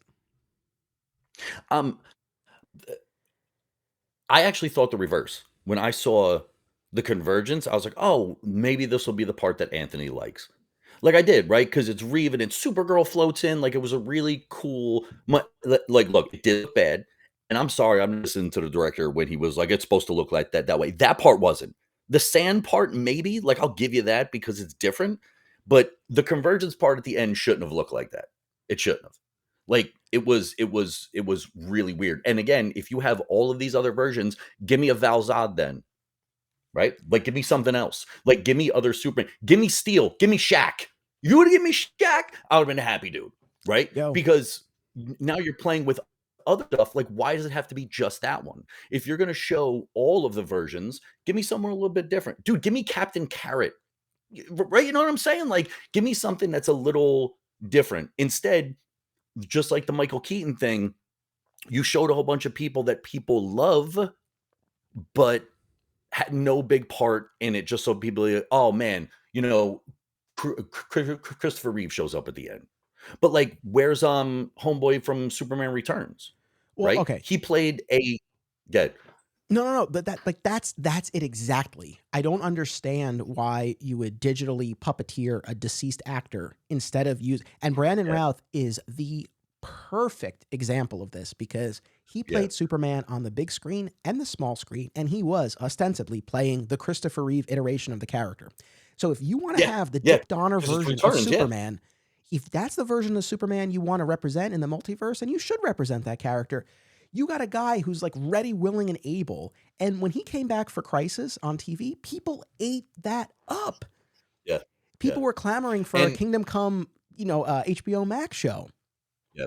The the one that I did like back in Man of Steel, I don't know if this was confirmed or not, because like I said, I don't have my ear to the ground like you do. When Henry Cavill's looking at the world engine Yeah, and the lights hitting him, they did put Christopher Reeve's face there. yeah, Like they paused it. That is dude's face, but it wasn't blatant enough to be like that looks like crap. It was like, oh man, like what a cool nod. It was in and out like that. That was it. Just to be like, hey man, we remember where we came from. Like I like that, but like yeah, the weird zooming in of different worlds and now they're looking at you and then it the time travel thing, they lean on that a lot, right? Like in look, in the Whedon one, it didn't necessarily happen like that, but in the Snyderverse, they lost, and he's got to run to give them a second chance. And now you have all this stuff going on. Like, well, I'm just going to keep rewinding time. At first, I was like, oh, okay, like I could see why he would do that, but you did it a lot. Like you went back to the same well over and over again to try and fix little problems. And then he even does it at the end. He moves a can so he doesn't try and save his mom because that's like a cannon point and stuff like that. Like I get it, but you did it a lot where it's just like, oh, now look what happens. Um, which I don't think you had to do it that many times. Like I think you showing him running through the sand instead of uh, and again, I usually have Flash on my poll list. I did when Francis Monopole was doing it because I thought that run was really good. Um, but was the sand in lieu? Because again, my background knowledge of Flash is relatively small. Um, was that in lieu of the treadmill? I Is guess it you kind of mean like like the when they're in sand that when time they're kind of thing?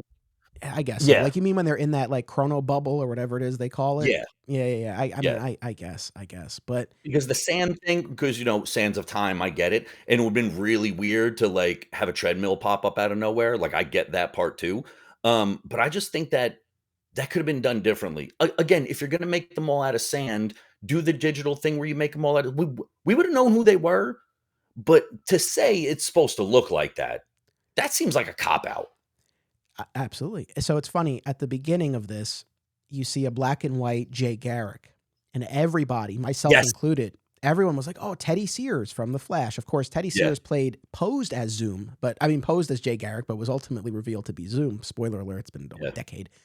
But as has been confirmed since, that was not Teddy Sears. He did an interview. He's like, "I think I would remember." Like, yeah. so I don't know what that deal was. I genuinely am curious, and as I say this, it is a legitimate question. I know it's going to sound super sarcastic, and it's a little sarcastic, but I wonder, do you think Andy Yeah. Muschietti knows what the CW is, or has ever seen a CW Arrowverse show? Um, man, that's a really good question. I think he might have got notes about one. But I Yeah, don't think that he did a deep dive into what it was, no. I feel No. like at some point someone was like, "Oh, would you want someone from TV?" And he was like, "No." And I honestly, I could be 100% wrong, but But I will equate it to my job, right? when you get a new principal, we've had 3 of them. I love the current one. She's awesome. Even if things work and you're the new boss, you don't want anything to work because now you want your stamp on it, right? So the people he pulled for those multiverse scenes are all dead, right? Or they're Yeah. not the right person. So he's like, well, why don't you use Grant Gustin? Why don't you use this person? No, I don't want to do any of that. But it would have worked. So it's kind of like a new principal coming and be like, yeah, well, this thing we do every year works. Yeah, but I don't want to do that because, because I'm in charge now. Yeah, but why reinvent the wheel? Like it works. You could change whatever you would like, change the stuff that doesn't work. So it just seemed like even if he did have knowledge of the Arrowverse, he was still like, I'm not doing that. Because then people are going to be focused on that and why they like it as opposed to the movie that I just directed. Like that's what I think it is. It's a Well, pride thing. It's a total ego trip. I get what you're saying, and that may very well account for it. People might be like, I can't believe you haven't talked about Nick Cage yet. So this was Fighting the another giant instance. spider. Fighting the That giant was awesome. spider. Look, That just made me laugh. that was a great moment. Yeah. At the same time, and I was very curious about this, and this was something Zach and I were talking about, going back and forth about, like, how did they do that? Because when this was spoiled weeks before the movie came out, allegedly there were leaks, and then Andy Muschietti did an interview confirming it. I guess it was out, and they had to get ahead of it or whatever. I don't know. But he gave an interview, and he talked about working with Nick Cage. So I'm assuming, yeah, Nick Cage was there. Then you watch it, and again, it's this typical CGI video game look. Yeah. And then I'm like, what was he actually there? Just yesterday, the day before, another interview came out so we now have confirmation. Nick Cage was there in the suit, but they still wanted to have this look, and they wanted to de-age him because they wanted him to look the way he would have looked had the movie been made in the late 90s, which I'm saying to myself, why? Well, couldn't you, Why? If he's older, just show him now in the suit? Instead, it's like he didn't even need to friggin' be there because he looks as fake as everybody else. And that was fan service on a very small level. You ask a lot of people, they didn't even know about the Kevin Smith thing. Like, they don't even know that Nick Cage, like, maybe they thought it was a joke because you've seen the picture come up. And there's a good chance a bunch of people are like, dude, Nick Cage would never play Superman. A lot of people don't even know about that project. So that was for those of us that saw Evening with Kevin Smith or knew about it or whatever, or saw the digital read-through or whatever it was. And he's even fighting a Thanagarian snare beast, right? Because they didn't want to call it a giant spider. I just liked that because I was like, hey, and I leaned over to Sarah. But again, Sarah's not a fan. She's a movie fan. When I looked over and said, oh, this is from this, she's like, okay, that's awesome. I'm glad you like it. So like, who are you trying to please there? The pocket of people, and it is a pocket. Like, let's be honest, statistically, a pocket of people know that Nick Cage literally did a suit test and everything to play Superman. Other than that, unless you are A, a Kevin Smith fan, or B, like us, who's got, well, you especially, like, a bunch of people have their ear to the ground based on like Superman stuff or movie stuff. Because honestly, if I never saw An Evening with Kevin Smith, I'm a big fan. If I never saw that, I would never know that project existed, ever. And someone would have brought it up. I was like, dude, are you serious? Like, I would have never known that project existed. That's like writing a Ghostbuster movie and having a nod to the Ghost Smashers, the original script that was like way different and way more dark. People are going to go, what is this? Like, why is this even in here? That's what I felt like that it was. Come on, dude, to have him fighting the actual spider, that was the ongoing joke. Yeah. No, so it's funny because I liked the idea of it, but at the same time, as we're talking about this, do I think that should have come before Grant Gustin or some other more relevant, more appropriate cameos? No. But I appreciated the nod, but I do recognize, this is insanely niche, right? I mean, I'm studying this stuff, so like I love it, and I was happy to see it. But yes, for the average audience member, like when he came up, my dad was like, "Oh, Nick Cage," but I don't think he had any conception of the movie that it was going to be. But again, the larger problem I have was just the way it was represented. If you're going to do this, like, just show the guy. But they just were committed to this video game look for all of it. And I, Helen Slater's alive. They could have done something with her. They could have done Brandon Routh. They had Nick Cage there. What should have been a really, really cool moment was so disappointing. And I look at what Titans did, and I look at what the Arrowverse did. And to me, I would take those over this any day. And this is kind of a segue into talking about the 3 different endings that were shot over the years, but not to go off on too much of a tangent about Henry Cavill and all of that, but it's like we've got CGI Reeves and Yeah. Reeve and Yeah. Cage, Yeah. and there was no place for Henry Cavill in this movie. Yet you talk about him for most of it. It's like, come Yeah. on, man, come He on. was pictured once in the sand thing like this. Like, that was Yeah, it. That was that moment. Let me ask you a side question about the Nick Cage thing. yeah. If a theater is 100% packed, right? Everyone goes see the movie opening day around the world. How many people went, what the hell's Nick Cage doing there? Versus how many people's like, oh my God, from the Nick Cage thing. What are you saying? 1% of every movie theater? 1, 2 people are like, hey, I know about that story. Everyone else had to be like, what the hell is Nick Cage doing in this movie? Well, that's the thing, because if you're not, I feel like if you're not a comic fan, you would almost certainly not know about this. Again, unless you're just a huge No Kevin way. Smith fan. Like, Yeah. but so and here's the kicker: even within the comics community, there are Yeah. plenty of people who don't have any idea about this. That's So actually true. That's actually true because I'm pretty sure I was in Moose, and I love Wednesdays. Like a bunch of like the regulars come in, like and they're great guys. But I'm pretty sure someone brought it up about the project. Yeah, because we were talking about Mike Zapp and we were talking about the Kevin Smith stuff. I'm pretty sure that someone was like, "Dude, Nick Cage was supposed to be Superman." I was like, "You're in a comic store and you have a pull list." So it's like I said, unless you were this little pocket that you were getting the nod to, even that the studio head should have been like, dude, we're not going to do that. Like, put somebody else in there. Like, no, like no one's going to know that reference. And it wasn't even for that long, but it just seemed like wasted film outside of me going, holy crap, it's the Nick Cage and he's fighting a giant spider. But that was the throwaway joke in Evening with. He's like, and he wants him to fight a giant spider in the third act. Like that was like that was like the entire thing about that director. I forgot his name, the old hairdresser who then became a director. yeah, John Peters, the producer. Yeah, where it's like, but if you did not see that, you're going, oh, Nick Cage is in a Superman outfit, kind of, because he's so CGI that is it supposed to be Nick? Actually, dude, you want to know what's weird? Nick Cage is now in Dead by Daylight as Nick Cage. He's not a monster. He's walking around like a leisure suit. That looked better. Yeah. It did. That looked better.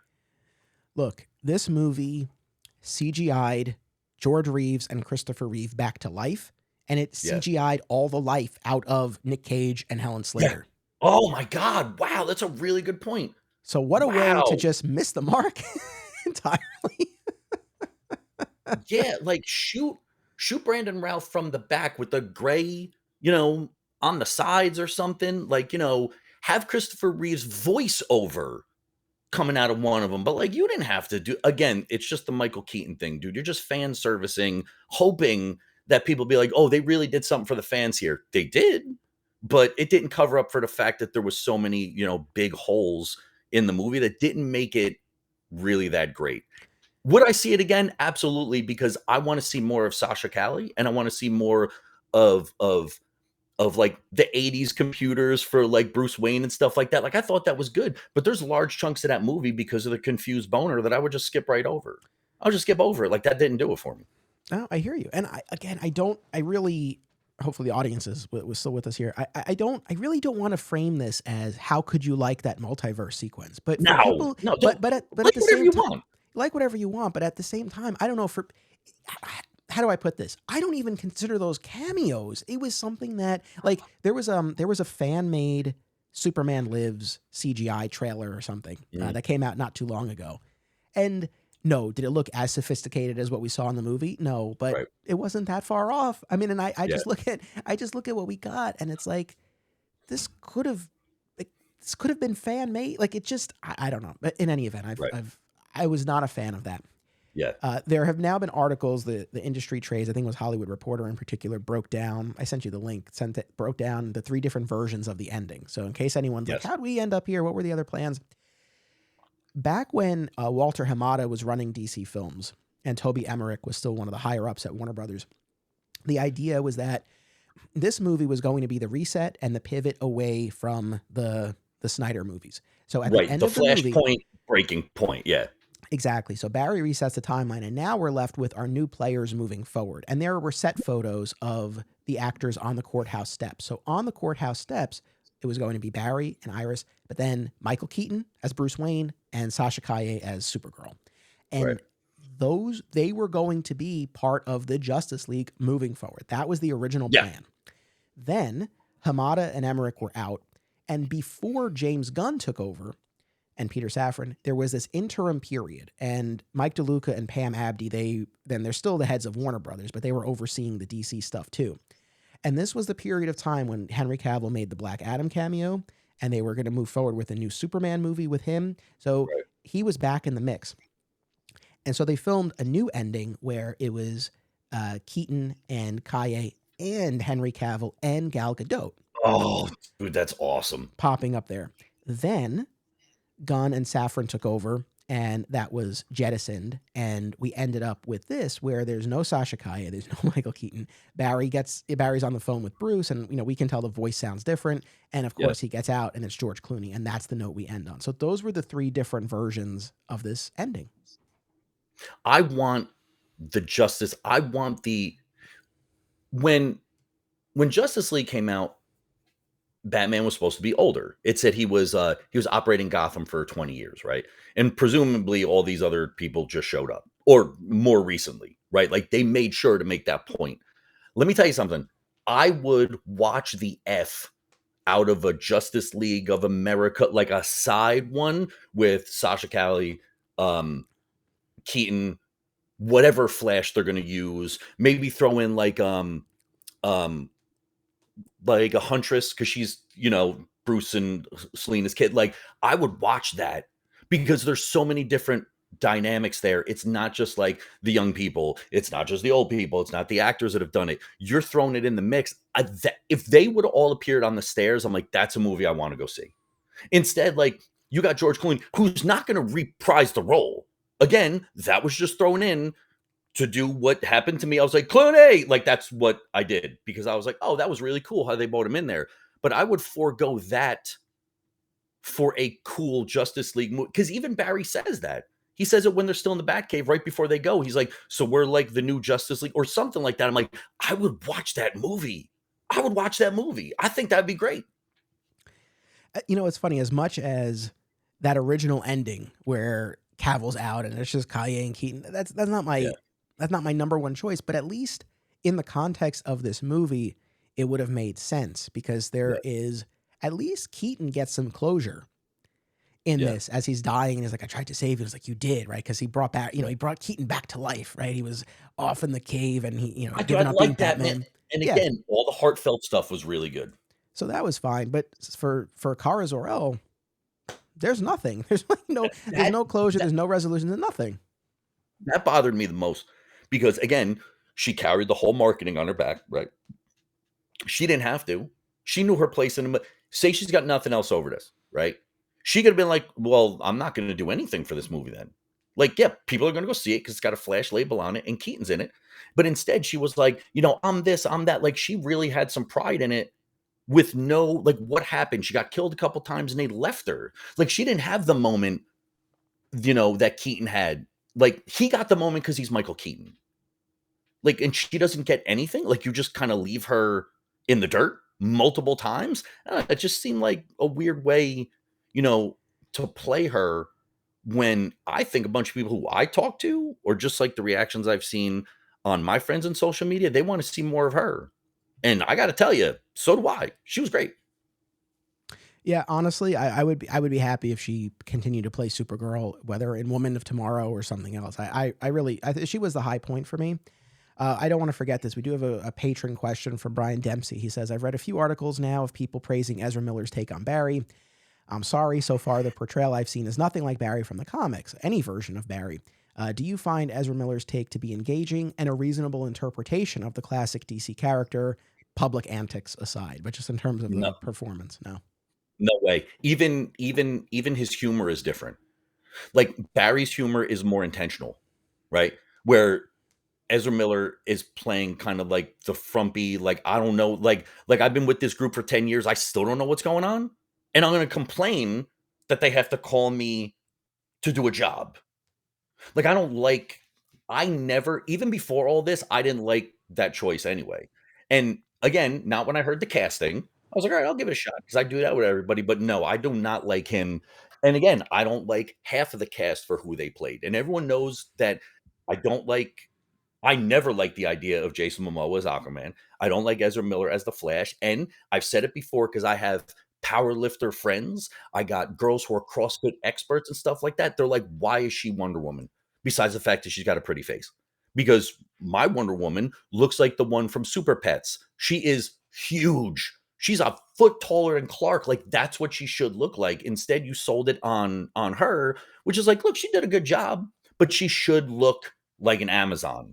Because if you make, I remember when DC made Amanda Waller skinny in Rebirth, Oh she yeah. was like, and I was like, why are you doing that? Like, what? And again, it was kind of the same thing with Lobo, right? Let's streamline and make him more sex appeal.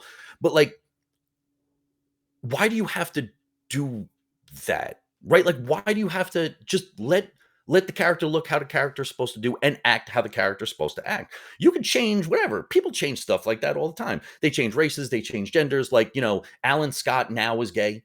He wasn't for like, the amount of years that he's in. But there's been really cool, you know, gay characters that they didn't put their money on, right? Like Bunker was in the old Titans. Bunker, he dressed in purple and he can kind of like construct walls and stuff like these virtual, um, well, not virtual, like these images of walls. He was out. North Star from Marvel. You got all these people, and instead of recreating or creating a really cool, trans character and backing them, or a gay character and backing them, you went, all right, well, let's just go to characters that people love and change them for what, books? Because that just seems like pandering. Like that doesn't even seem like you're creating something new. You're just slapping another label on something else to hope that it creates revenue. I don't know, dude. I got a whole problem with, like I read a lot of milestone stuff, like Icon Hardware. That stuff is awesome. That stuff is awesome. Um, Leave things the way that they're supposed to be, or create something new because the wave is coming. I got no problem with that, man. I think that's awesome. I don't know. I don't know. I don't want to get too far down that rabbit hole because there are a few different components to that argument. I think the counter argument to what you just presented typically is that it is so hard to launch a new character these days in Yeah, particular, that when you right. can capitalize on an existing character or identity. So even if it's not changing Alan Scott, for example, but just making, even if you're creating a new Green Lantern, but it's still a green, that Right. sort of thing. But anyway, but I do get what you're saying. To answer Brian's question, I liked, and not to, people know I enjoy the Snyder movies, but I liked how Barry was utilized in the Snyder cut of Justice League. But I don't, at the same time, this never felt like Barry to me in any of the movies. Yeah. But Oh, part of never. that is Never. I'm not the biggest Barry Allen fan generally, and I I'm a also Wally don't. West guy anyway. Yeah.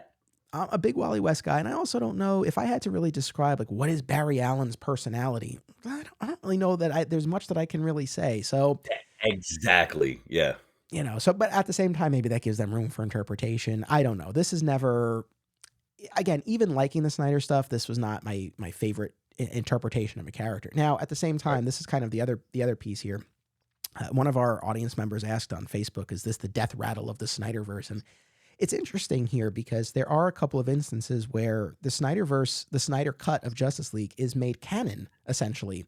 When Yeah. Iris has that little exchange with Barry about like, I feel like Mm. I saw you a few years ago, a reference to the Snyder cut. That's that. Yeah. Yeah. And when Bruce says like, "Hey, what you're proposing is different than going back a couple of seconds," right? Yeah. That's a reference to the climax of the Snyder cut of Justice Yeah. League. However, and this is what it cuts both ways, I guess, because on the one hand, yes, they are acknowledging moments from the Snyder cut, seemingly making it canon. However, tonally, to me, this feels like a continuation of Justice League.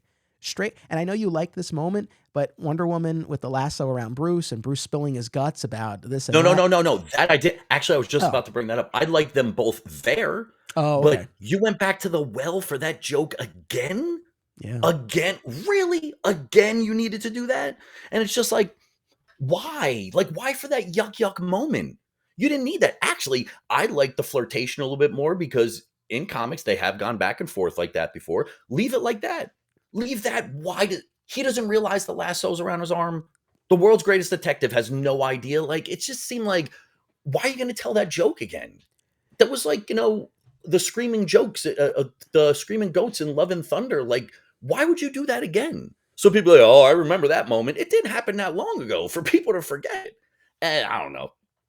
I didn't Yeah, like that at all. I like that they all showed up for the moment, but I didn't like the lasso thing at all. I think that's stupid when they do it. gotcha. All right, now I hear you. So that's the thing. As much I feel like it pays lip service to the Snyder cut, but I think really this is of a piece with Justice League tonally, which I'm not a fan of. But it's funny. Look, different perspectives. One of the other guests who's been on the show, Mike San Gregorio, I'm on a Yeah. group chat with him and another guest, Ralph Puma, and we were talking about the movie. I And love Ralph. Mike hasn't seen it yet, Love Ralph. but Ralph. I Yeah. was I was I meant this sincerely, but I was also egging him on a little bit, if I'm not lying. And I was like, I think you'll like this. I said, if you thought the Snyder stuff was too grim and serious, you'll love this. It takes almost Yeah. nothing seriously. It's more Right. like Justice League. And he responded, and I think he was being sincere. He goes, I love Justice League. Yeah. He'll never be on the show again. No, I'm just kidding. But so, like, that's the thing. I recognize there are different takes here. It's just not one that I like. But that's to me what this felt like. This just felt like more Justice League. Yeah. Yep. Now, Um, yeah, go ahead.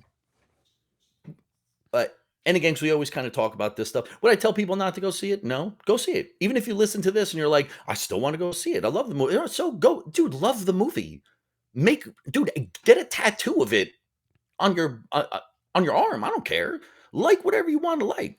Um, but I would never tell people not to go see a flip. Like I hate podcasts that do that, where it's like and they hit like a wacky button of a person going, "This is terrible," whatever, and it's like the whole hipster thing. Just like go see it, man. Like go try it. It didn't seem like as many people saw it as they thought they were going to, which to me is weird, right? Because you have Keaton, and you would have figured that would have bought in people our age anyway. It But just would seems it? like people still aren't back on the wagon yet. Here's the thing. I mean, and I think first of all, I do actually want to say to the audience, whether you're our regular listeners or maybe you're new and you were just looking to hear some Flash talk, I don't think there's any podcast in the world that isn't doing an episode on the Flash movie. So Yeah, I yeah, thank you for spending the time with us. yeah. And if you are new, I hope you'll come back. And normally I'm not this fired up, but this one just kind of grinding my gears. But I This forget is the point that I was for going new to make. people. So for new people, that is as about fired up as Anthony's going to get. Like if you want to see him really mad, you just saw it. That's it. But what I That's was pretty going to much the say extent of was, it. I agree with you. I still would encourage you should see it for yourself. And I also want to Totally. say, I never relish anyone's misfortune. So the fact that this movie not at all. the fact that this movie underperformed, I don't delight in it. At the same time, I also don't have sympathy for the studio. And what I also want to say is just kind of going back to the like my mindset going into this movie. One thing I do recognize and I acknowledge and I admit is that had I had in some artificial scenario, if I had been able to watch this movie in an absolute vacuum, if there had been no marketing or I had not seen any marketing, Right. if we didn't have any of the Snyderverse back and forth, because that was a vision and a version of the characters I liked that was cast aside. If Yeah. we didn't have the Ezra Miller of it all, if I didn't have Warner Brothers and early viewers kind of like shoving it down my throat that this is the best movie I'm ever going to see, Yeah. if in some kind of artificial scenario I could go in and watch this absolutely cold, I would still have many of the same problems, but I Yeah. probably would have enjoyed it more. But when you take those problems and you exacerbate them by everything else swirling around that we've been talking about, Yeah. that's where I really hit a wall with this. But like I said, for the people who loved it, love it, that's great. Who knows? Maybe I'll rewatch it and feel differently. I doubt it. But maybe. And if Yeah. you liked it, that's great, man. Really. No, because you know what? It's not bad plot points that were my biggest issue. It's the CGI was my biggest issue. Like I wouldn't watch it again just because babies in microwaves, right? And B, at one point, one of the babies is floating by and it looks like their face distorts. Like it looked like something out of a horror movie. And I'm like, I just don't want to see that. You know what I'm saying? Like I would skip over the first part, and I love Batfleck chasing or whoever that was because it didn't sound like him. So they definitely shot that and expected to overdub Batfleck's voice and didn't. Because I turned to Sarah, I'm like, who the hell is that? It doesn't even look like him. I think they did. It sounded enough. I'd have to listen to it again. It might just be, Oh, it's dude, been I a didn't few think it sounded years. like him at all. I mean, Yeah. it's been a few years since he's done it. I feel like his voice might have just sounded a little bit different. I don't know. Or I they don't didn't know. modulate it the way they normally do. We'll have to go back. But But yeah, definitely as far as the physical piece of it, yeah, that was, I would say 99% that was a stunt double. Yeah. Yeah. So we're gonna be at 2 hours soon. So I think 2 hour mark. Yeah. we should probably wrap this up. But I mean, as far as what the future holds for these movies, I think before the box office results, I probably would have said I think this is the track that we're on in terms of tone and the Yeah. fact that this director is taking on Batman Brave and the Bold. In light of the underperformance, I do wonder. I think a lot more is up in the air right now. I think in terms of where they ended this with Barry presumably in an alternate timeline, I think they could kind of do anything at this point. My hope from the beginning has been a hard, clean, 100% reboot. I still think Right. that's the best thing that they can do. The fact that this movie didn't do well, I think gives them a sense of what level of interest there is in Ezra Miller as Flash. As much as the Muschiettis have said, oh, we can never do a sequel without Ezra Miller. Yeah, you can. But Yeah. at the same time, it doesn't have to be a sequel. It shouldn't be a sequel. Bring in a new Flash. Yeah. Do something new. Do something different. I think we have seen enough instances now of these DC movies that have, again, tried to do something different than the Snyder. We tried to do their own thing, whatever the case may be, and it's with very middling success. So I think we need a clean Yeah. break. I hope we get that. I really, honestly, right now, as of this recording, I have no idea. Yeah. Yeah. I don't think they can do another one. I think this was the one that was intentional to do it.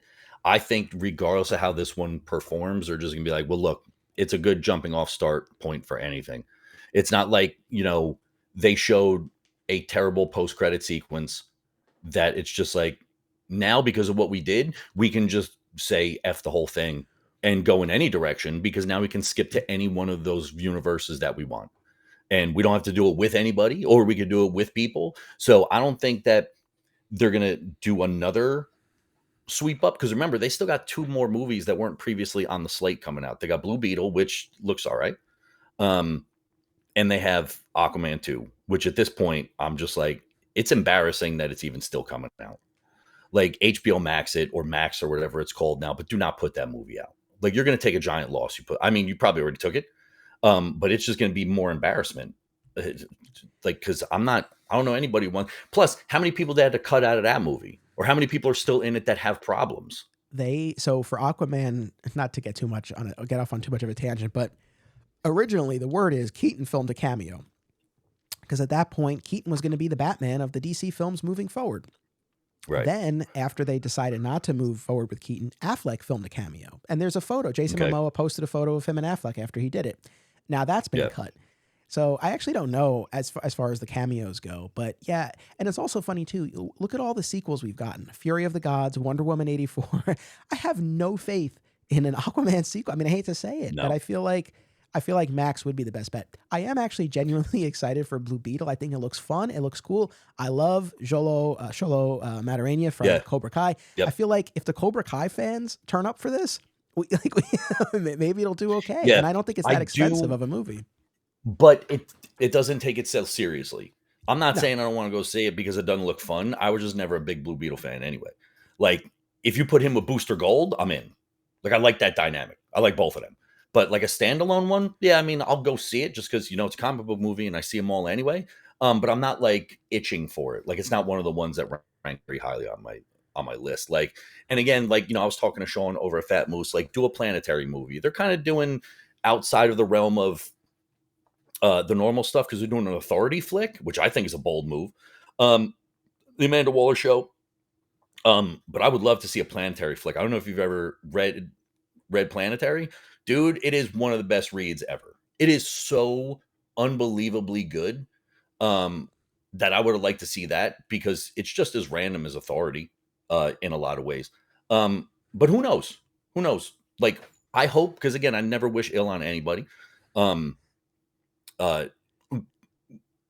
of Galaxy 3 was perfect. It was amazing. I cried. I laughed. Dude, it was a perfect way to go out. I don't think he's going to put a bunch of stuff together that's going to sink. Like, I don't. Like, I know I said that before, but again, like, I'm mature enough to change my mind. Like, I don't think he's trying to sabotage anything.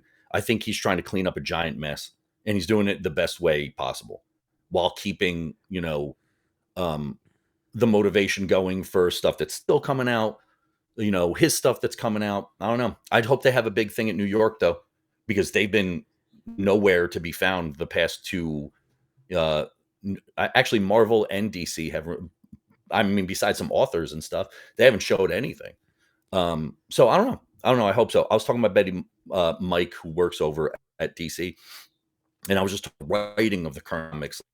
VRAM, like these guys can write, and the art is amazing. I actually like a lot more stuff that's coming out of DC camp, and Blood Moon, and like the Marvel stuff's okay, but right now it's not doing it for me. Like a lot of the new DC stuff, like Night Terrors, looks really good. And he's like, dude, you think all that stuff is good? Just wait. Now, if I heard it from anybody else, it would sound like hype, but I was talking to Mike on the side. And he's like, dude, just wait. He's like, if you like that, you're really going to like what's coming next. And I value dude's opinion. I know he works there, but I really value dude's opinion. So I'm excited. So I do. I hope the movies do well. I hope James Gunn turns it all around, because I would like to see, um, you know, really cool things going forward. No, fair enough. I think that's very generous, and I don't see. Here's the thing. I agree. I don't think James Gunn is ill intentioned, honestly, or that he's trying to sabotage anything. But I do think Yeah. that in most instances where there was an opportunity to make a better choice, I feel like he went in a different direction. I think announcing as much of the slate as he did before these movies came out, I think it did undermine these movies, because for a Yeah. lot of people, I think they felt like they didn't matter. Yeah. Again, as I've been saying, I don't want to sound like a broken record. I think so. It's like they made the announcement of what they were going to do, but it wasn't the announcement that I think it should have been, which was a hard reboot. Right. So I don't know. I will continue to keep an open mind, but I do hope that Gunn and the rest of the power structure over there, New group. Yeah.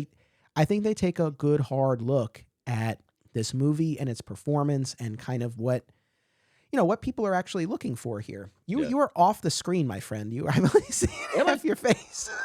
Oh, no, I'm sorry, because I'm looking at the little one in the bottom, because that one's actually moving at the same time. If I look up at the other one, it gives me a headache because I'm it's like sorry. a second off. That's right here. But in any event, I'll keep an open mind, but I don't have a ton of faith after this. But in any event, I really do. I'll say this: even before I saw the movie, I was far more looking forward to this discussion, and I I know. will I I will know. tell you, I had a much better time talking about this movie than I did seeing the movie. But the movie provided the venue, the reason, the fodder for this discussion. Yeah. So I'm grateful for it, and I feel a lot better. I think Yeah. just about everything out of my system that I needed to. Yeah. I thank you for listening to me vent. I thank the audience for coming along with us. I hope people will follow you on Instagram at Real Life Lobo. Justin does incredible cosplay. You might have seen him at conventions if you've gone, especially to New York Comic Con or some of the other area shows. Yeah. But just in terms of the hair, the makeup, the costume, and the physicality. I mean, how this guy has built himself and sculpted and molded himself into this character. It's really amazing. So definitely check out the Instagram, check out the photos. And if you see Justin as Lobo at a convention, go up and say hello. Yeah. Yeah. Also, just a real quick plug. I just came back from Philly. I did a paid Lobo gig with a friend of mine, James. He wrote an encyclopedia called the Fragpendium, and it's Lobo's entire history. So James is in the Guinness Book of World Records for having the most Lobo merchandise and memorabilia. He's also a really nice dude. So he had me going over there. We passed out cards. Dude, the book is amazing. And I was talking to him. I was like, it's a real niche, it's great. But again, a Lobo fan is gonna love it. But he covers everything. Everything. It is so good. And that's who had me go out there. So the book is called The Fragpendium. The guy James Azriel who wrote it is a great dude. Just go over to his Instagram and just check it out, because it's a labor of love. This thing is like almost 300 I think it's like 300 pages. Like everything is in it. He kickstarted it, man, and he's a really nice dude. And like Doug said something about it, Keith Geffen said something about it. So it's gotten, a lot of legs. I told him, I said, if it was like Lobo and the Super Friends, it would have did because that's what people, I said, but for what it is, dude, it's perfect. Like no one is ever going to be able to pull this off. So yeah, if you see me at conventions, come up and say hi. I don't look anything like I do on the screen. I'm way prettier as Lobo because I get to cover up a lot of my flaws. But yes, that's me. So definitely stop up and say hi. Beautiful. Well, thank you, Justin. Thank you, audience. We'll be back in 1 week with a discussion of the Fleischer Superman cartoons. It's a lot of fun. I already recorded it, so that'll be coming up next week. I hope you will tune in. If you've missed any of our recent episodes, go back, check them out. But thank you, as always, for the support. And of course, it's about what you do. It's about action. This show is part of the Flat Squirrel Podcast Network, home to Digging for Kryptonite, another exciting episode in the adventures of Superman, Summoning the Zords, and My Comic Shop History, available wherever you get your podcasts. Be sure to subscribe and leave a review today. Sign up at patreon.com/Anthony Desiato for additional content. Thank you all.